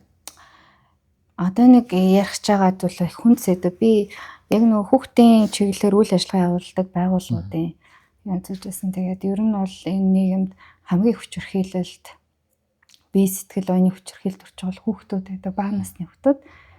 Тэгээд ерөнхий боловсрол сургууль дээрээ ингээд хичээлэнд харчихад ямар нэгэн дугуйланд хамрагддаг багштайгаа анги хамт олноороо ингээд номын сандаас өхөн гэхээр дараа чи ээлж орж ирэх асуудал. Тэгээ бүр сайн сургуулиуд бол ингээ 2 3 ээлжтэй болчихсон тий. Тэрнээсээ үүдээд хүүхдүүд бүх төрөх номын хангалттай биш вэ? Соёлын орднууд хангалттай биш вэ? Тэгээ соёлын орчин, үйлчлэгийн орчин хүртээмжтэй биш вэ? Тэгээд эндээс үүдээд нөгөө л нэг архины амралтай гэр бүл гэдэг юм уу? Ямар нэг амралтай гэр бүл рүү очдог, хүчирхийлэлт үүсдэг ийм асуудлууд ер нь маш их гарч ирж байгаа. Тэгээд хот судлалын бас эрдэмтэн судлаачдын сонсож байхад ч гэсэн энэ хичээлийн ээлж гэдэг тоо ер нь бага тусмал их сайн гэж миний хувьд ойлгосон. Тэгэхээр энэ дээр бас бид нэг зөв ойлголттой болох хэрэгтэй болов уу? Та энэ дээр юу гэж ээлжийн коэффициент гэж байгаа юм. Яг нь ер нь бол яг энэ сургалтын хөтөлбөрийг бүрэн хэрэгжүүлэх нэг бол одоо манайхны хэлдгээр нэг ээлжинд хичээлдэг. Тэгэхээр энэ хүний оюуны үйл үдээс өмнө идэвхтэй байдаг. Ингээ судалгаар тогтоогчтой. Тэгэхээр дэлхийн улсад нь бол үдээс өмнө оюуны үйл дээр суурилсан сургалтын зохион байгуулалт идэвхтэй хийдэг. Үдээс хойш энэ оюуны үйлдэлүүд биеийн одоо үйлдэлүүд сулгаад ирдэг. Тэгэхээр илүү нөгөө чадамж олгох тэр оюуны хуулийг батгсан. Одоо үдээс өмнө хичээлээ үзээд үдээс хойш сонгон сакс дугуулan клуб тэр мэдлэгээ батгсан. Жишээлбэл инженер болох гэж байгаа хүүхэд үдээс өмнө физик, мэдээлэл зүйн математик үзээд үдээс хойш роботын дугууланд яваад тэр физик, мэдээлэл зүйн утсан юмаа батгаад хийгээд сэтгүүлч болох гэж байгаа хүүхэд бол үдээс өмнө монгол хэл нийгмийн тухай мэдлэг хичээлүүдээ үзээд үдээс хойш сэтгүүлчийн дугууландаа яваад тэр сургуулийн сониныг ажилуулд юм уу, сургуулийн бэжийг хөтэлт юм уу яадаг юм. Ингээд чадамжаа өсгөх юм. Ийм замаар явал уг нь хүүхдтэйч сургуульдаач давтай юм байна. Гэтэл яг Монгол улсын нөхцөл байдал чигээр орон нутгийн сургуулиуд нэлээ ихэнх нэг ээлжинд. Орон нутг бол тийм хүртээмж ээлжийн коэффициентийн өндөрлөг болсон. Нийслэлийн хувьд нөгөө энэ ээлжийн коэффициент хоёр ээлжинд болчиход байгаа. Тэгэхээр яг үдээс хойш дээр нэмэлт хөтөлбөрийг бол заавал сургууль дээр бас хэрэгжүүлэх албагүй. Номерсон дээрээ сууж болно. Уншил судалж ингээд юу гэдгийг хийх ажил байж болно. Урлаг соёлын газар байж болно. Спортын газар байж болно. Нийгмийн орчинд чөлөөтэй зохион байгуулж болно. Ингээд олон улсын төлөв байдлыг харахаар. Яг бид нар бол тэг сураагүй байгаа байхгүй. Хоёрт яг ингээд нөгөө нийгэм соёлын бусад үйлчлэгээний нөхцөл нь нийслэлд ярьжиг тархалттай байрлаагүй. Одоо сая 20 минутын хот концепцийг бол би бол өстой 2 гараар өгвөл би бас тэгж байна. 100 мянган иргэн тутамдыг номын сан байх хэрэгтэй гэл. Тэр чинь өөрөөсөө маш энгийн гоё тооцоол байгаа шүү дээ. Одоо бид нар хүмүүс яг янз янзаар ойлгоод идэм байл. Тайлбарламаар юм билээ. Хүлээ зүгээр нэмээд нэг тайлбарлаж. Хүний авдаг ингээд бүх хэрэгцээг наацхын. Наацхын тэр нийгмийн үйлчлэгээний хэрэгцээнүүдийг судалгаа гэж хийгээ гаргаад ямар үйлчлэгээ авдгийг гаргаад тэр үйлчлэгээнүүд нь 20 минутын дотор хөлхүүлцээр авахын тулд яаж байх вэ гэж байгаа байхгүй. Тийм. Тэгэхээр одоо жишээлбэл энэ соёлын үйлчлэгээ байна. Боловсролын үйлчлэгээ байна. Эрүүл мэндийн үйлчлэгээ байна. Эдийн засгийн үйлчлэгээнүүд байна. Тийм. Тэгтлийн үгээр нийцлийн ингээд юу гэдэг 33% нь л энэ үйлчлэгээний тэгш хүртээмжтэй. Үлдсэнд нь бол ингээд хүртээмж нь бага байгаа. Тэгэхээр биднээс энэ хүртээмж жигд болох хэрэгтэй. Одоо номын сан байна. Тийм. Тэгэхээр ингээд юу гэдэг гараад бүгдээ өдөөсөөр сууж байгаа номын санд суягт номын сангийн ингээд жиг талаж баярлуулах Одоо Чингэлтэй Баян зүр сангийн архын аслагдсан тэр дүргийн гэр оролтойгоо өгтөд энэ дээрээ номын сан цуух боломж маш хомсох. Тийм. Тэгэхээр тэнд нь байрлуулъя. Тийм. За сургууль бол байрлуулахаас гадна за дээр нь одоо спорт тийм байгууламж байна. Хэрвээ энэ жигд байж ах юм бол биднес хичээлийг хүртэл хамтар зохион байгуулж болохгүй. Жишээл уран зохиол Монгол хэлний хичээл ямар гоё тэр юмнууд хичээлийн агуулгууд үүсэж байна. Зохиолчдтой уулзах юм хийж болно.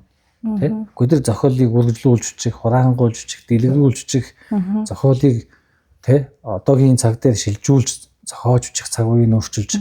Гүдэл зөвхөн зохиолыг хэдийн янзаар хийж болж тэр заавал сургуулийн нэг анги тангин дотор биш. Гой номоос ирж сууж байгаа бичиж хийж болно шүү дээ. Тэгэхээр ингээд энэ хүртээмжийг сайжруулахад тэр онлайн концепц аягүй чухал. Хаана боловсролын үйлчлэгээ, нийгмийн үйлчлэгээ дотмоог нь тэрийг гүйцээж хийж өгөөд явах юм бол дээр нь энэ түрүүнд бид Руйтингийн дээрлэхэлт дээр нэмэх нь одоо бүр альфа бета үеийг гараад ирлээ шүү дээ. Тэгэл бидний хэд одоо миллениал Gen-Z-ийн хоорондын юм боллоо шүү сая. Тэрнтэй адилхан 60-70-аад оны багш нар 2020 оны 10 оны хүүхдүүдэд энэ үе хоорондын ялгаа сэтгэлгээний хувьд өөр, нийгэм соёлын хувьд өсрөнгөө өөр те ийм хүмүүс ойлголцлын хувьд наандаж одоо хүүсийн тухай ойлголт. Эрэгтэй, эмэгтэй, сар мокус, трансгендер те өөрийгөө илэрхийлэх цэрийн бас гэдэг юм уу шашны байдаг юм маш олон ялгаатай байдлуудаас үүдээд багш нь хүмүүжүүлж гэнэ гэж бодож байхад сурагч нь хүчирхийлүүлж гэнэ гэж ойлгодог. Багш нь одоо тэгэхээр ингээд нөгөө нэг юм ойлголтын зөрүүтэй байдлууд их үсээд байгаа байхгүй. Энэ дээр би өөрөө ялангуяа нөгөө ерхий болон миний хоёр хүүхд хоёрлаа хүү охин маань том хоёр хүүхд маань дахлагын анги сурагчид. Тэгээд энэ дээр бол маш их нэг бас өөрөө биеэрээ би харж байгаа байхгүй. Энэ дээр бодлогын төвшөнд яаж ажиллаж байгаа вэ? Үе хоорондын зөрөө гэж болоо юм л да нийтлэхээр. Гэхдээ үе хоорондын зөрүүн дээр ямар онцлог байна вэ гэхээр тэр үеийнхний ягаад үйлчлээд байсан гэхээр утга нь юм л юм. Тухайн одоо хүний сэтгэл хөдлөл мэдрэмж нь ингээд нэг ижил ойролцоогоор өөрчилж байгаа юм. Нэг нас масаар юм биш. Яг цаад утгаар бол сэтгэл хөдлөл мэдрэмж тэрэн дээр тулгуурлаж мэдээллийн одоо хүлээж авч боловсруулж байгаа онцлогоор нь барууныхан өөрчилж байгаа. Монголд бол энийг монгол хүний онцлогоор нь судлаад тогтоогоод өөрчилсөн юм бол байхгүй. Тэгээд манай зарим судлаачид бол барууны өөрчлөлийг 100 тохирохгүйгээс өөр байдгийг бил. Тэгээд нэгэн судалгаа хийж тогтоох учраас одоо 100 гэлж чадахгүй. Гэхдээ яг нийт хүн төрөлхтөн хүн гэдэг шинжээр төстэй учраас баримжаа авахд үе хоорондын жин мэдлэг туршлага ялгаа. Гэхдээ гол юм хэл сэтгэл хөдлөл мэдрэмжийн ялгаатай байхгүй. Жишээлбэл одоогийн хүүхдүүд сэтгэл хөдлөл мэдрэмж нь одоо юун дээр илүү сэтгэл хөдлөл өндөр байна. Одоо ингээ Poroро гэдэг аль ч цэцэрлэг сургуульд байгаа асуухаар бүгд мэдээд байгаа байхгүй. За миний мэдхээр ямар ч сургуулийн хичээл явуулах Poroро байхгүй. Тэгэхээр тэрийг ингээд хүлээж аваад шүү дээ. За энэс үүдээд нөгөө сэтгэл хөдлөл мэдрэмжээр ялгаатай. Тэгээ хүн болгонд түлхүүр байдаг гэж ярьдаг чинь нөгөө цааталтай сэтгэл хөдлөлийн онцлог байхгүй. Одоо ингээд зарим насан туршидтыг ингээд аваад үзэхээр зарим хүн бол одоо ялангуяа манай багшаар дотор тийм хайр инрэл хүндлэлээр их сэтгэл хөдлөлтөй хүн байна. Багш мань таас мундаг шүү та мань ингээд сайхан тэр юмгаар ингээд илч хурц орон зэрэг авдаг. Зарим хүн бол медаль шагналаар их урам зориг авдаг хүн байна. Шагнал чухал бас их капитал гэдэг шагналаа авахгүй бас гондоод идэх ч юм уу юм байна. За зарим хүмүүс эдийн засгийн хөшүүрэг дээр их юу авдаг. Ингээд илүү цаг бичиж гэдэг юм байна. Тэгэхээр энийг аль нэгээр нь чи яасан сайхан муухай эсвэл чи яасан шуналтай ингэж болохгүй. Тэр хүний онцлог байхгүй зааталтай. Тэгэхээр тэр хүний онцлогт нь тохируулаад харилцаа явуучих тухай. Тэгэхээр тэр ялгаатай байдлыг зөвшөөрч хүний онцлогтой тохируулж харилцах гол цаад шаардлага нь. Дээр нь юу гэхээр тэр үе үегээд байгаа чинь нөгөө энэ үеийнхэн юуг их илүү чухалчилж юунд эмзэглэж гэдгэрүүн тохируулж харилцах арга ухаан байна. Тэгэхээр яг нийтлэгээр биднээс ямар хүндрэл үүсээд нь вэхээр Ахмад хүн угаасаа л Ахмад багш залуу хүмүүс зааж л таарна шүү дээ. Энэ болохгүй биш болно. Ганцхан их заахта тэр онцлогийг мэдрэл заачвал тэр насны асуудал биш. Би одоо 50 настай багш байгаад юу гэдгийг 6 настай хүүхдэд зааж болно. Гэхдээ юу гэхээр тэр 6 настай хүүхдийн онцлогийг ойлгохгүйгээр өөрийнхөө одоо юу гэдгийг насанд 6 настай байхдаа ингэж хийсэн гэдэг бодлоор ингээд заахаар зүрж эхлэх байхгүй. Одоо ингээ манай хүүхд би ингээ уцаа хүүхдэд шилжүүлсэн өөр уцаад манай хүүцаа. Тэгэхээр ингээд ийм дуу утгартай биш үү гэж байгаа байхгүй юу. Тэгэхээр нөхрийн ингээд сонсдог дуу бол миний хаар аюул зүдэргээтэй ингээд дуугтаад ингээд эсвэл нэг тийм гэгэлцэнгээ ерсэн. Гэтэл миний сонсох дуртай дуу бол нөхөрт бас утгартай л байх нь шүү дээ. Энэ бол нэг өөрөө цаатлын мэдрэмж хүслийн ялгаа. Тэгэхээр энийг л хоорондоо ойлголцчих юм бол асуудалгүй. Тэгэхгүй биеиндээ тулгаад идэх байхгүй. Одоо хүн төрөлхтөн ч гэсэн яг үнэн гэхэд яг шинжлэх ухаан бол ингээд батлагдсан зүйл байна. Ингээд энэ бол маргаан усгүйгээр явж байна. Гэтэл нэг дундын үнэний шинжтэй байна шүү дээ. Соёлын асуудал ч юм уу, шашны асуудал ч юм уу, яг үүсгэхтэй болохгүй, яг нотлохтой бас болохгүй. Тэгэхээр энийг бол ингээд харилцан зөвшөөрч ингээд соёлын үед би энийгээ хүндэтгэж харилцаж ойлголцсон. Бас яг миний шашин үнэн, миний соёл үнэн гэдэг яриад эхлэх юм бол дайн тулаал болно шүү. Манай үе гэдэг. Тий. Тэгээд аль ч үе өөрөөр үеийн онцлог байна. Би эндээ хүндэтгэлтэй хандах хэрэгтэй. Тийм. Үеийн давуу тал сул тал байна. Залуу үеийн давуу тал нэр мэлзэл ингээд байна. Нэг сонирхолтой судалгаа байсан. Би тэрийг хараад их үнэн гэж бодсон. Монголд оюун санааны хувьд бол 3 ийм ихтгэл номшил хэв шинж байна гэж байгаа байхгүй. Нүүдлийн соёлын ийм хэв шинж байна. Энэ бүх одоо асуудлуудыг тэр нүүдлийн соёлыг онцлох тулгуурлаж шийддэг. Ялангуяа орон нутагт. Хоёрт нь энэ коммунист соёлын шинж байна. Илүү нөгөө нийгмийн дэг жором ингээд нэг юм социалист нийгмийн зохион байгуулалтын ихтгэл номшилтай. Гурав дахь нь неолиберал ийм хандлага ихтгэл номшилтай. Нэр ингээд харахаар юм аль аль нь соёлын юмуд байж байгаа. Тэгэхээр биднээс нөгөө нийгмийн соён гээгэрүүлэх үйлдэлүүд нийгмийнхэн соёлыг яг аль чиглэлд төлөхөөр барьж явах юм. Энэ бол санааг бол нам улсын ч гэсэн бодох хэрэгтэй асуудал байхгүй. Арчлын нам багч нь яг аль чиг хандах одоо хүний эрхчлөө, ихтгэл номшил, шударгасны байр суурь зарчмыг илүү барьж явах юм. Зүүнний чиглэлтэй одоо ардын намад нас чуурын өгөхөр нийгмийн юм хумаа яах гэх ингээд нэг өөр үүргүүд байгаа байхгүй. Манай боловсролынхан жишээлбэл өгөхөр яг боловсрол дээрээ саяхан бүх хүнд эзэмших суурь боловсролынхан юмнуудыг яах юм. Тэр ялгаатай хэрэгцээнүүдийг яаж онцлогтой тооцох юм. Тэрнийхэн багш боловсон хүчин сургалтын хэрэгслийн хүмүүстээ яаж үйлдвэрлэх юм гэдэг юм уу. Тэр орон нутгийн онцлогтой яах, хотын яах юм, өдөрний орон нутгийн онцлогийг яах ингээд энэ ялгаатай нөхцлүүдийг их тооцдог байдлыг л ихсэхгүй бол жигд нүдэд байгаас л асуудал орнод байна. Тэгээ анх удаага сая нодон жил сургалтын төлөвлөгөөгөөд ингээд нөгөө хизээ ихлээ хизээ амраад явах гэдэг баталдаг юм байна шүү дээ. Энэ чинь нэг явдаг байхгүй. Тэгэхээр хотын хүүхдүүд өвөл урт амармаар гэдэг. Орон нутгийн хүүхдүүд хавар мал төлөхөөр урт амармаар гэдэг.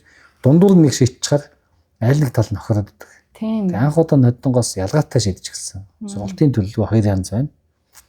9 сарын 1-нд эхлээ 6 сарын 15 дуусахаар бүгдээ адилхан байна. Дундын амралт нь орон нутагт хавар урт амарна, өвөл богино байна. Нийслэлийн хүүхдүүд өвөл урт амарна, хавар богино гэх юм. Ингээд тохируулга хийж эхэлж байгаа. Тэгэхээр хүрээлэн байгаанаасаа шалтгаалж өөрчилж өгчдөг юм. Тэгэхээр би бол хувьдаа юу гэж боддог. Тэгэхээр цаашдаа биднээс төлөөс гаргаж байгаа шийдвэр бол юу гэхээр хувь хүний хэрэгцээ, нийгмийн хэрэгцээ хоёрыг тооцоолоод тий нийгмийн хэрэгцээ чи орон нутаг бол нийтлэг нөхцөл байдлаа шүү дээ. Ялангуяа одоо энэ эдэр 9-ийн хүүхдийн эцэг эхчүүд бол хүүхдээ амраах хүсэлтэй байна тий. Тэгэд энийг тооцож байгаад ингээ ялгаатай онцлогтон тэр тэгш боломжийг өгсөн нөхцлүүдэд дэмжиж явал энэ юунууд гайгүй болол. Хүн одоо ойлгохгүй байх зүйлгүй шүү дээ тий. Дараагийн асуулт их хүнд асуулт л та. Энэ яа тэгэхээр ялангуяа ерөнхий боловсролын сургууль донд ахлах ангийн хүүхдүүдийн донд мансууруулах бодисын асуудал бол маш аюултай. Одоо энэ ерөнхий сайдын хүртэл ярьж байгаа шүү дээ тий. Энэ дээр бол хатуу бодлого барьж ажиллана гэдэг. Тэн дээр гаргасан Монгол Улсын хэмжээнд гаргасан тоо судалгаа байдаг юм уу? Энэ дээр ямар арга хэмжээ авч байгаа вэ? Ер нь эцэг эхчүүд бид ч гэсэн юу гэж анхаарах бас л нөгөө төр засагтаа найдан, сургуультай найдан гэхээс илүү эцэг эхийн анхаарал халамж ялангуяа одоо дунд анги ахлах ангид орж байгаа хүмүүс эцэг эхчүүд бас үзэж байгаа. Ер нь бид нар бол нэг тийм хүлээлт нь бол зүгээр нийгмийн ингээл юу гэдгийг цагтаа зэрэгэн сайжлаад нэг шийдчихээсэ гэдэг эцэгчүүл бол нэг тийм хандлага байгаа нэг боо хандах гэж боддог.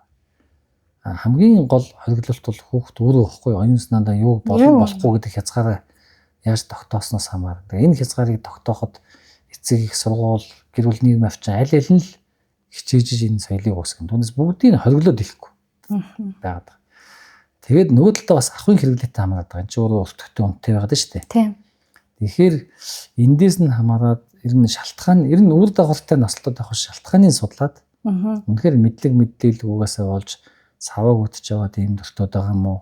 Үнэхээр мэдээд байгаа мөртлөө өөр ингэж байгаа юм уу? Эсвэл зорилготой үйл ажиллагаанд автаад байгаа юм уу? Гэт анализ гэж үзэх хэрэгтэй. Хүчний байгууллагууд бол дандаа юун дээр илүү үүсгэн үр дагавруудыг арилгахад чиглэж байгаа. Манай боловсролын болон нийгмийн чиглэлийн байгууллагууд илүү урьдчилан сэргийлэх тал руу. Энэ хоёр хамт орчиж л явах байхгүй. Энд бол би илүү их эцэг их гэр бүл нийгмийн орчин их зөв цэвэр байж илүү сайн л үзүүлнэ. Яг сургууль дээр биднээс тань мэдэх талаас нь ухааруулах, ойлгуулах бүхий л ажиллагаануудыг хийж энэ нийслэлийн гэмтрээс урьдчилан сэргийлэх зөвлөл гэж байна. Энэ цагдаагийн байгууллага, улс орны байгууллага, энэ чиглэлийн одоо бусад байгууллагууд хамтарсан зөвлөл байна. Нийслэлийн гэмтрээс одоо урьдчилан сэргийлэх болон бууруулах чиглэсэн үйл ажиллагааг хамтарч хийх гэж одоо зорддог. Энэ хүрээнд судалгаа хийж агаад яг энэ чиглэл дээр үүсэж байгаа кейсүүдийн нөхцөл байдал, нийгмийн нөхцөл байдал тэгээд нөгөө сегментээр нь харж агаад одоо юу гэдгийг хурал, уулзалт, сургалт, нөлөөллийн ажлууд янз бүрээр л одоо үзэж байна. За одоо битэрий ярьсан ер нь тал янз бүрээр маш олон боловсролчин өөрөө ингээд маш өргөн хүрээтэй агуулга сэдв учраас ярилцаад байлдасгүй. Тэгтээ би одоо сүүлийн асуултыг тавья. Бид нэр хичнээн одоо барууны ерөнхийдөө хичээ үдчихэж байгаа хичээл маань барууны өрний л шинжлэх ухаан өрний дурангаар харж байгаа шүү дээ. Дорны хүмүүс мөртлөө. Тэгээ тэр дундаа бид нэр англи хэл, орос хэлний хүчтэй хоёр улс орнуудын дунд оршин ийм том газар нутаг төр цөөхүүлэх нэ. Тэгээ бидний гол түвших баялаг бол ирээдүйн боловсралтай иргэд. Тэгэхээр Монгол улсыг боловсралтай иргэд авч явна гэдэгт би итгэдэг. Тэгэхээр Монгол улсын цэцэрлэг ерөнхий боловсролын сургууль яг энэ даяаршиж байгаа эрен үед боловсролын ямар чиг мөр хөтөлбөр одоо бодлогыг барьж яалгарч Монгол хүн одоо солонгосууд бол өөрийнх нь манай улс гэж хүүхдүүдэд ярьж сургадагтай адилхан миний Монгол улс миний эх орон гэж хайрладаг зүрх сэтгэлтэй эхлээ хайрладаг эх орноо газар шуурга хайрладаг болгох дээр нь ямар бодлого яг хамгийн түрүүнд барьж байгаа таны хамгийн түрүүнд орж ирж байгаа зүйл юу вэ? Ер нь энэ за сургууль цэцэрлэг бол сургалтын хөтөлбөрөөр дамжуулж тэр хүүхдэд одоо өөрчлөлт, хөгжил дэвшлийг өгөх гэж зорддог. Тэгэхээр сургалтын хөтөлбөрөөр нь дамжуулаад харах юм бол дотроо бол ингээд ийм гурван хэсэг байна л гэж ойлгож байна ингээд. За нэгдүгээрт нь юу гэхээр нэг аль нэг улсын шинжээс хамаардаггүй түгээмэл ийм хөтөлбөр одоо глобал хөтөлбөр гэж байгаа. Сайенсийн голд одоо хим, физик, биологи, математик, мэдээллийн технологи, англи гэж гэдэг юм. Энэ бол юу гэхээр тэгт нэг тийм тусгайсан монгол хүний үздэг математикийн хичээл нь тусдаа, Европ хүнийх тусдаа гэдэг онцлог нь бага. Эсвэл математикийн болон физикийн тухайн шинжлэх ухааны хөгжлийг бид яаж эзэмшгүүл гэдэг асуудал байна. Тэгэхэд энэ чиглэлийн хөтөлбөрийг илүү жоохон төвөөрөмж хөтөлбөр гэдэг энэ илүү их тийм төвөөрөмж хөгжсөн юм хөтөлбөр байна. Яг нөгөө талд нь яг тухайн улсын яг онцлогтой хүнээ бэлддэг. Монгол хэл, монгол хүч, монголын олон зохиол, монголын түүх, тийм. Тэгээд тэр монголын иргэний боловсрол, нийгмийн хичээлүүд. Гэт ингээд энэ чиглэлийн хичээлүүд энийг бол зөвхөн цэвэр өөрийнхөө хүндээ тохируулж гин. Монгол хүчгийг бид яаж үзвэл яаж судлах ёстой. Энэ бол манай асуудал байхгүй. Тэгээд яг энэ за монголын түүхийг бид нөгөө өмнөх үеэ судлах замаар, өмнөх үеэ судалж өнөө үетэй харьцуулах замаар ирээдүйн хандлагыг тодорхойлдог байхгүй заалтаа. Тэгэхээр зөвхөн өмнөх үеийг судлаа хийчихээр ингээд орчин үетэй харьцуулагдахгүй болохоор тэндээ үлдчихэд байгаа энэ түүхийн. Тэгэхээр биднээс өмнөх үедээ тийм хүчрхэг байсан юм уу? Эсвэл ингээд тийм хүчтэй биш болсон юм уу? Энэ дотор одоо үетэй харьцуулахад юу н алдаа оноо байсан гэдгийг ойлгож иж ирээдүгээ одоо хандлага авах гэдэг байхгүй цаад санаа. Тэгэхээр ингээд Монголын түүхийг биднээс яаж судалж үзэх юм гээд манай асуудал байхгүй. Нуудын гоё бахархаж огшиж судлах юм уу? Гэтэл энэ судалгатай хүртэл ингээд нөгөө том улс орнууд бол нэг том түүх үзээд дэлхийн түүх үзэн ингээд дэлхийн түүх дотор манайх юм байсан гэж шууд явдаг улс орн байна. Жижиг улс орнууд яг өөрийнх нь түүхийг ялгаж аваад үздэгч байна. Ингээд байна. За гурав дахь нэг онцлог нөхөр өөрийнхөө иргэнийг бэлтгэж чиглэсэн тусгай хичээлүүд улс орн байна. Одоо Америк бол жишээлбэл Америкийн нийгмийн Америк нийгэмд амьдрах гэж байгаа иргэний Америк иргэний гол байх ёстой шинж нь ардчлалыг ойлгодог байх ёстой. Тэгээ ардчлалын боловсрол гэдэг хичээл үүдэг байхгүй. Шудраг өсгөж юу юм? Эрхэм мэдэл гэж юу юм? Өөрөөр хэлбэл чөлөө гэж юу юм? Хувийн орон зай гэж юу юм бол зааж идэг. Тэгээ тэрийг ойлгочоор Америкийн нийгэмд амьдрахад яг Америк хүний шинж болтож идэг. Гэтэл Япон бол илүү Япон хүний онцлог нь ёс суртахуун. Тэгэхээр энэ ёс зүй ёс суртахууны асуудлыг тусгайлан гэж үзэж иж ингэ явдаг. За манай Монголын үед энэ өөрөө ихээр соёлын үед энэ соёл судлаач, боловсрол судлаач, ингээд олон энэ оны философчдын хүмүүс ингээд судалгаа яриа хэлцүүлэх юм дээр харахаар бид уг суурь нь бол дорны. Тэрээс дорны юм юутай соёл иргэншилтэй хүмүүс. Тэгтээ хөдөө орон нутгад орны соёлд суурилсан нийгмийн зохион байгуулалт хэвээр байгаа ихтгэл үнэмшил асуудлыг шийдэх арга барил. Улаанбаатар болон хот суурин газарт сүүлийн үед бий болж байгаа нь вэхээр өрний ийм зохион байгуулалт шинж байн соёлын юм онцлог. Тэгэхээр саяны судалгаан дээр гардаг шүү дээ. Нүүдлийн соёлын хэв шинж хадгалсан ийм ихтгэл үнэмшил байна. Коммунистийн ихтгэл үнэмшлүүд байна. Неолиберал ихтгэл үнэмшил хандлагууд байна гэдэг ингээд. Тэгэхээр бид нар бие боловтой явж бодно гэхээр тэр үндэсний онцлогоо хадгалсан хичээлүүдэд бид бол яг өөрийнхөө маш сайн хийж, маш сайн эзэмшүүлэх хэрэгтэй. Энийг бол зүгээр үл маргаж байгаа бүх одоо хувийн төрийн сургууль Монгол хэл соёлыг маш сайн судлах хэрэгтэй. Монголын тухай маш сайн мэддэг байх хэрэгтэй. Тийм шүү дээ. Одоо ялгарч байгаа дэлхийд дээр ялгарч байгаа юм л л шүү дээ бидний тийм.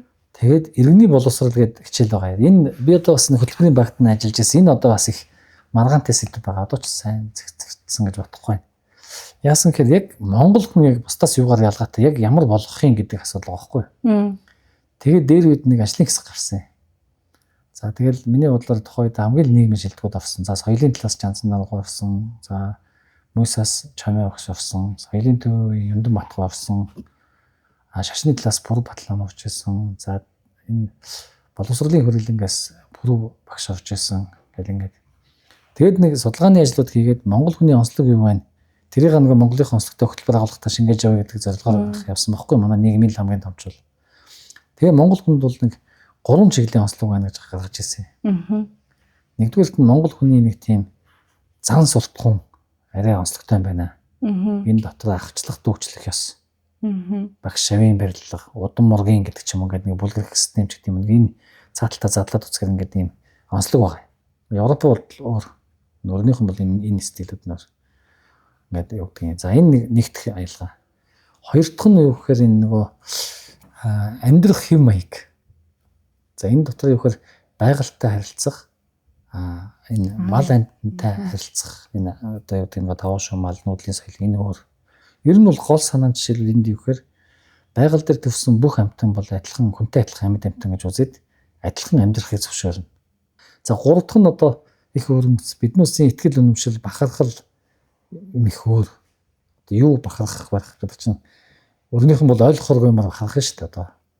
Бас онцлог байна. Тэгэхээр энэ онцлогуудаа гаргаад энэ дээрээ манайх яг энийгээ тэгвэл сургуулаар нь дамжуулж ингэж заа. Нийгмийн амьдралын хөвчлэр ингэж бас дэмжээ гэд ингэж зохион байгуулалт хийх хэрэгтэй. Нөгөө талд нь манай улс өөр авчилсан бол нийгмийн тогтолцоотой. Тэгэхээр дэлхийн улс орны дийлэнх нь авчилсан тогтолцоотой. Асуудал олонхоор шийддэг юмтай. Тэгтлүүгээр энэ тогтолцоонд ажиллаж амьдрахын тулд нөгөө энэ өрний бас чадамжуудыг эзэмших хэрэгтэй. Төрний шударгаас эрх мэдэл, хувийн орон зай ингээл юу гэдэг төр ба иргэний харилцаанд одоо урд мөрдөл гаргаж харилцах ингээд юм ба штэ. Тэгээ энэ байх хэрэгтэй. Тэгэхээр тэр баг тохойд юу гэж утсан гэхээр за аль нэгийг 100% гэж болохгүй юм байна. 50-50% явъя. Баг боловсрол дээр тэр нүүдлийн соёлынхаа тэр онцлог Монгол хүний онцлогийг 70% нь илүүдэх үү заа. Баг суурин дээр нь тэр орчин үеийн шинжээн ингээ явъя. Дунд анги дээр нь 50-50, ахлах дээр нь орчин үеийнхаа стилийг жоохон төлөх үү явъя гэд ингээд анх хөтөлбөр ингээ явсан. Тэгээ яг манай Монголд нэг хүндрэлтэй нэг гэхээр нөгөө засаг солигдоход бодлого чиглэлүүд өөрчлөгдөөд ингээ янз янз болоод тэгээ одоо бол яг иргэний боловсролын систем дустал ордгоо амир байна тий. Найруулагчаа дахиад нэг асуулт асууж байдаг хөө. Хамгийн чухал асуултаа мартчихлаа. Эцэг эхчүүд бүр уран зохиол хэл соёлынхан хүртэл маргадаг нэг сэдв байна боловсролын системээр. Энэ сурах бичиг ямар их солигддаг юм бэ? Энэ одоо зөв бичгийн дөрөв яас их өөрчлөгддөг юм бэ? Тэгэл одоо энэ хөгжмийн боловсрол бага ангийн хүүхдүүдийн сурах бичиг ингээл жилийн жилд өөрчлөгдөж явах юм аа гэл янз бүрийн л одоо цаана их хурлын гишүүдийн кноп мөнгө гэл ингээл их сурвалжтай сурвалжгүй мэдээнүүд явж байна. Та энэ дээр яг нэг тийм учраас тэгдэг юм аа гэсэн нэг хариулт өгөөч. За ингээд өдөрлөө. Сургалтын хөтөлбөр бол нэг 10 жилд нэг удаа шинжлэгдэж байгаа. 10 жилд нэг удаа. Жишээлбэл 2014 онд цөм хөтөлбөрөөр хуульчилсан. Тэгээ сургалтын хөтөлбөрийн шинжилгээ менежментийн цикл гэж баталсан. Тэр нь 10 жилд нэг удаа хөтөлбөрөөр шинжилж явна гэдэг. Энэ дэлхийд даяар юм бас тийм байдаг юм уу? Ер нь янз янз. Зөвхөн Кембриж бол жишээлбэл жил болгон хөтөлбөртөө 5-15% апдейт хийгээ явчихдаг. Зөв. Энэ жилийн хөтөлбөр, хичээлийн хөтөлбөр гэдэг ингээд. Гэхдээ 3 жилийн өмнөөс зарлж явдаг. Яг бид нэг 10 жилийн циклтэйгээр ингээд нэг апдейт хийх нь бол бас зөв. Одоо хүүхдүүд жишээлбэл 10 дугаар ангиар төгсдөг байхад тэгэж явсан Тийм. Одоо бол 12 жилээр ингээд циклтэй байна. Тэгээ хөтөлбөр өөрчлөгдөхөөр дагаа сурах хүчийг одоо бүх юмнууд дээр апдейт хийгдмэл гэсэн үг байхгүй. Тэгэхээр ингээд сая ягаад энэ ойлгох юм явцсан гэхээр 10 жил тогтолцоотой байж байгаа 11 жилүү шилжээ. Дахиад 12 жилүү шилжээд тогтолцооны өөрчлөлт гот тэр чин хөтөлбөрийн өөрчлөгдөд хүмүүс сурах хүчийг өөрчлөгдөд ингээд уг суурь шалтгаан нь бол нэг тийм нөгөө хөтөлбөрийнхаа суурь өөрчлөлтөөс хамаарсан. За одоо ингээд энэ сая дахиад хөтөлбөр өөрчлөх чинь энэ жил цэцэрлэгийн шинжилсэн хөтөлбөр эхэлж байгаа. За. Иргэжил баган гэв. Тэгээ баган гэдэг иргэжлээс хичээлийн топ боорно. Одоо хүрээлэнгээс танилцуулж байгаа мэдээлэл. Тэгэхээр гол нь тэр өөрчлөлт яваад байгаа. Монгол хэлний асуудал дээр бол ямар юу яваад нэг энд боловсролын гэхээс илүү хэл шинжлэхэнтэй илүү хамааралтай юм гэж би боддог юм. Дөрмөн дээр дахин өөрчлөлт хийдэг. Хизээ ингэж бичдэг байсан насаараа ингэж бичдэг шавж гэж зөндөл одоо харин тий нэг өөрөөр заалгаа чээж гэлтэй тий заах болохоор тэгэхээр зүгээр ер нь бол гадна дотны онцлогуудыг харж байхад эхлэлнийх боловсролыг заадаг арга нь нэг өөр одоо нэмэлтээр зааж байгаа тэр бусад хэлийг заах гэдэг ч юм ингээд байна шүү дээ. Тэгэхээр биднес монгол хэлнийх асуудлыг илүү жоохон онол биш жоохон хэрэглээтэй холбоод заамаар байгаа. Одоо ингээд биднес 4 классан заагаад байдаг байхгүй одоо ингээд тодтгол гişүн байц гişүн гэл ингээд зугааллаа ингээд хэл шинжилэлээс. Тэгэхээр сүүлийн жилүүд төгж байгаа өөрчлөлтүүд баг зэргийн хөтөлбөрт явж байгаа апдейтүүд бол тэр хэл шинжилгээ мэргэжлийн талаас гэхэд тэр талаасаа хэлслүүдээ амьдралд хэрэглэдэг байдал тий. Тэр ялангуяа тэр ингээд зохиолыг их сэдвийг уншлаа гэхэд тэндээс тэр цааталт нь тэр одоо яруу сайхныг мэдрэх тий. Одоо нэг мэдрэгч унших гэж нэг юм ба шүү дээ. Тийм. Ингээд зохиол дотроо ороод төсөөлөөд баясаа зовоод ингээд ингэж унших. Тэгээд тэн дундаасаа танин мэдэх ер нь ном унших чинь танин мэдхүй үйлдэлээс гадна тархийг хөгжүүлэх үйлийг хийж байгаа байхгүй маш их хэмжээний мэдээлэл боловсруулж байна. Медиа технологитой болохоор тэр хэмжээний мэдлэгийг нь тархины ажилд гушгууд бэлэн хүчээд байгаа. Тэгэхээр бид нар ингээд тэр хэл шинжилгийнхэн болон боловсролынх нь өөрөө бас жоохон зарчмын зорилгын үед нэгдмэл байгаад ингэж явахгүй бол хэл шинжил дээр өөрчлөлт хийнгүүт боловсрол дагаал тэрийг шингээх гээл үзнэ. Тийм байна. За өнөөдөр ингээд хичээлийн шинжилгээр маш өргөн хүрээнд бас маш их олон хэрэгтэй мэдээлэл олж авлаа. Монгол Улсын хэмжээнд энэ жил хэдэн мянган сурагч орж байгаагаас эхлээд за хэдэн сургууль байна, багш нарын тоо, хүртээмж, за тэгээд хэрэгжүүлж байгаа бодлого, үр дүн, наандажл дүүргүүдэд бид нар бас төрөлцсөн ийм сургуулиуд гарч ирж байгааг мэдж авлаа.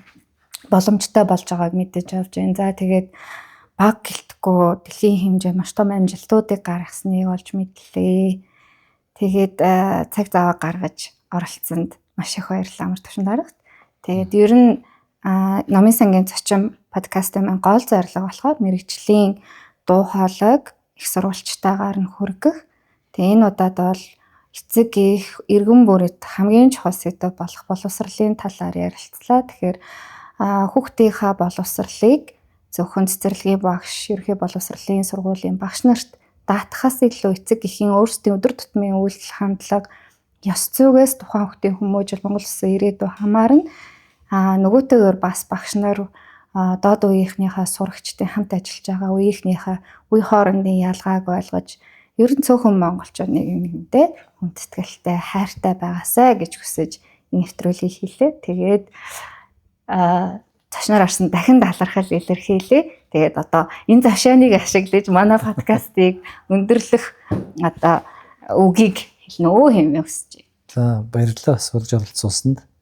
Биднэрт нэг нийгмийн соён гэгэрэл гэдэг ойлголтыг хиймээр байгаа. Ягаад гэвэл нийгэмд бас тэгээ ойлгож авах нийтээрээ нэг тийм ихтгэл үнэмшил зорилгын хувьд, мэдлэгийн хувьд ойлгож авах зүйлүүдийг ярилцж юмар байгаа. Тэгээ энэ дотор бол одоо танай подкаст бол яг энэ чиглэлд чухал хувь нэмэр оруулж байгаа гэж би бол хөвдөө боддог. Тэгээ та бүгдийн ажилч гэсэн амжилт хүсье. За маш их баярлалаа.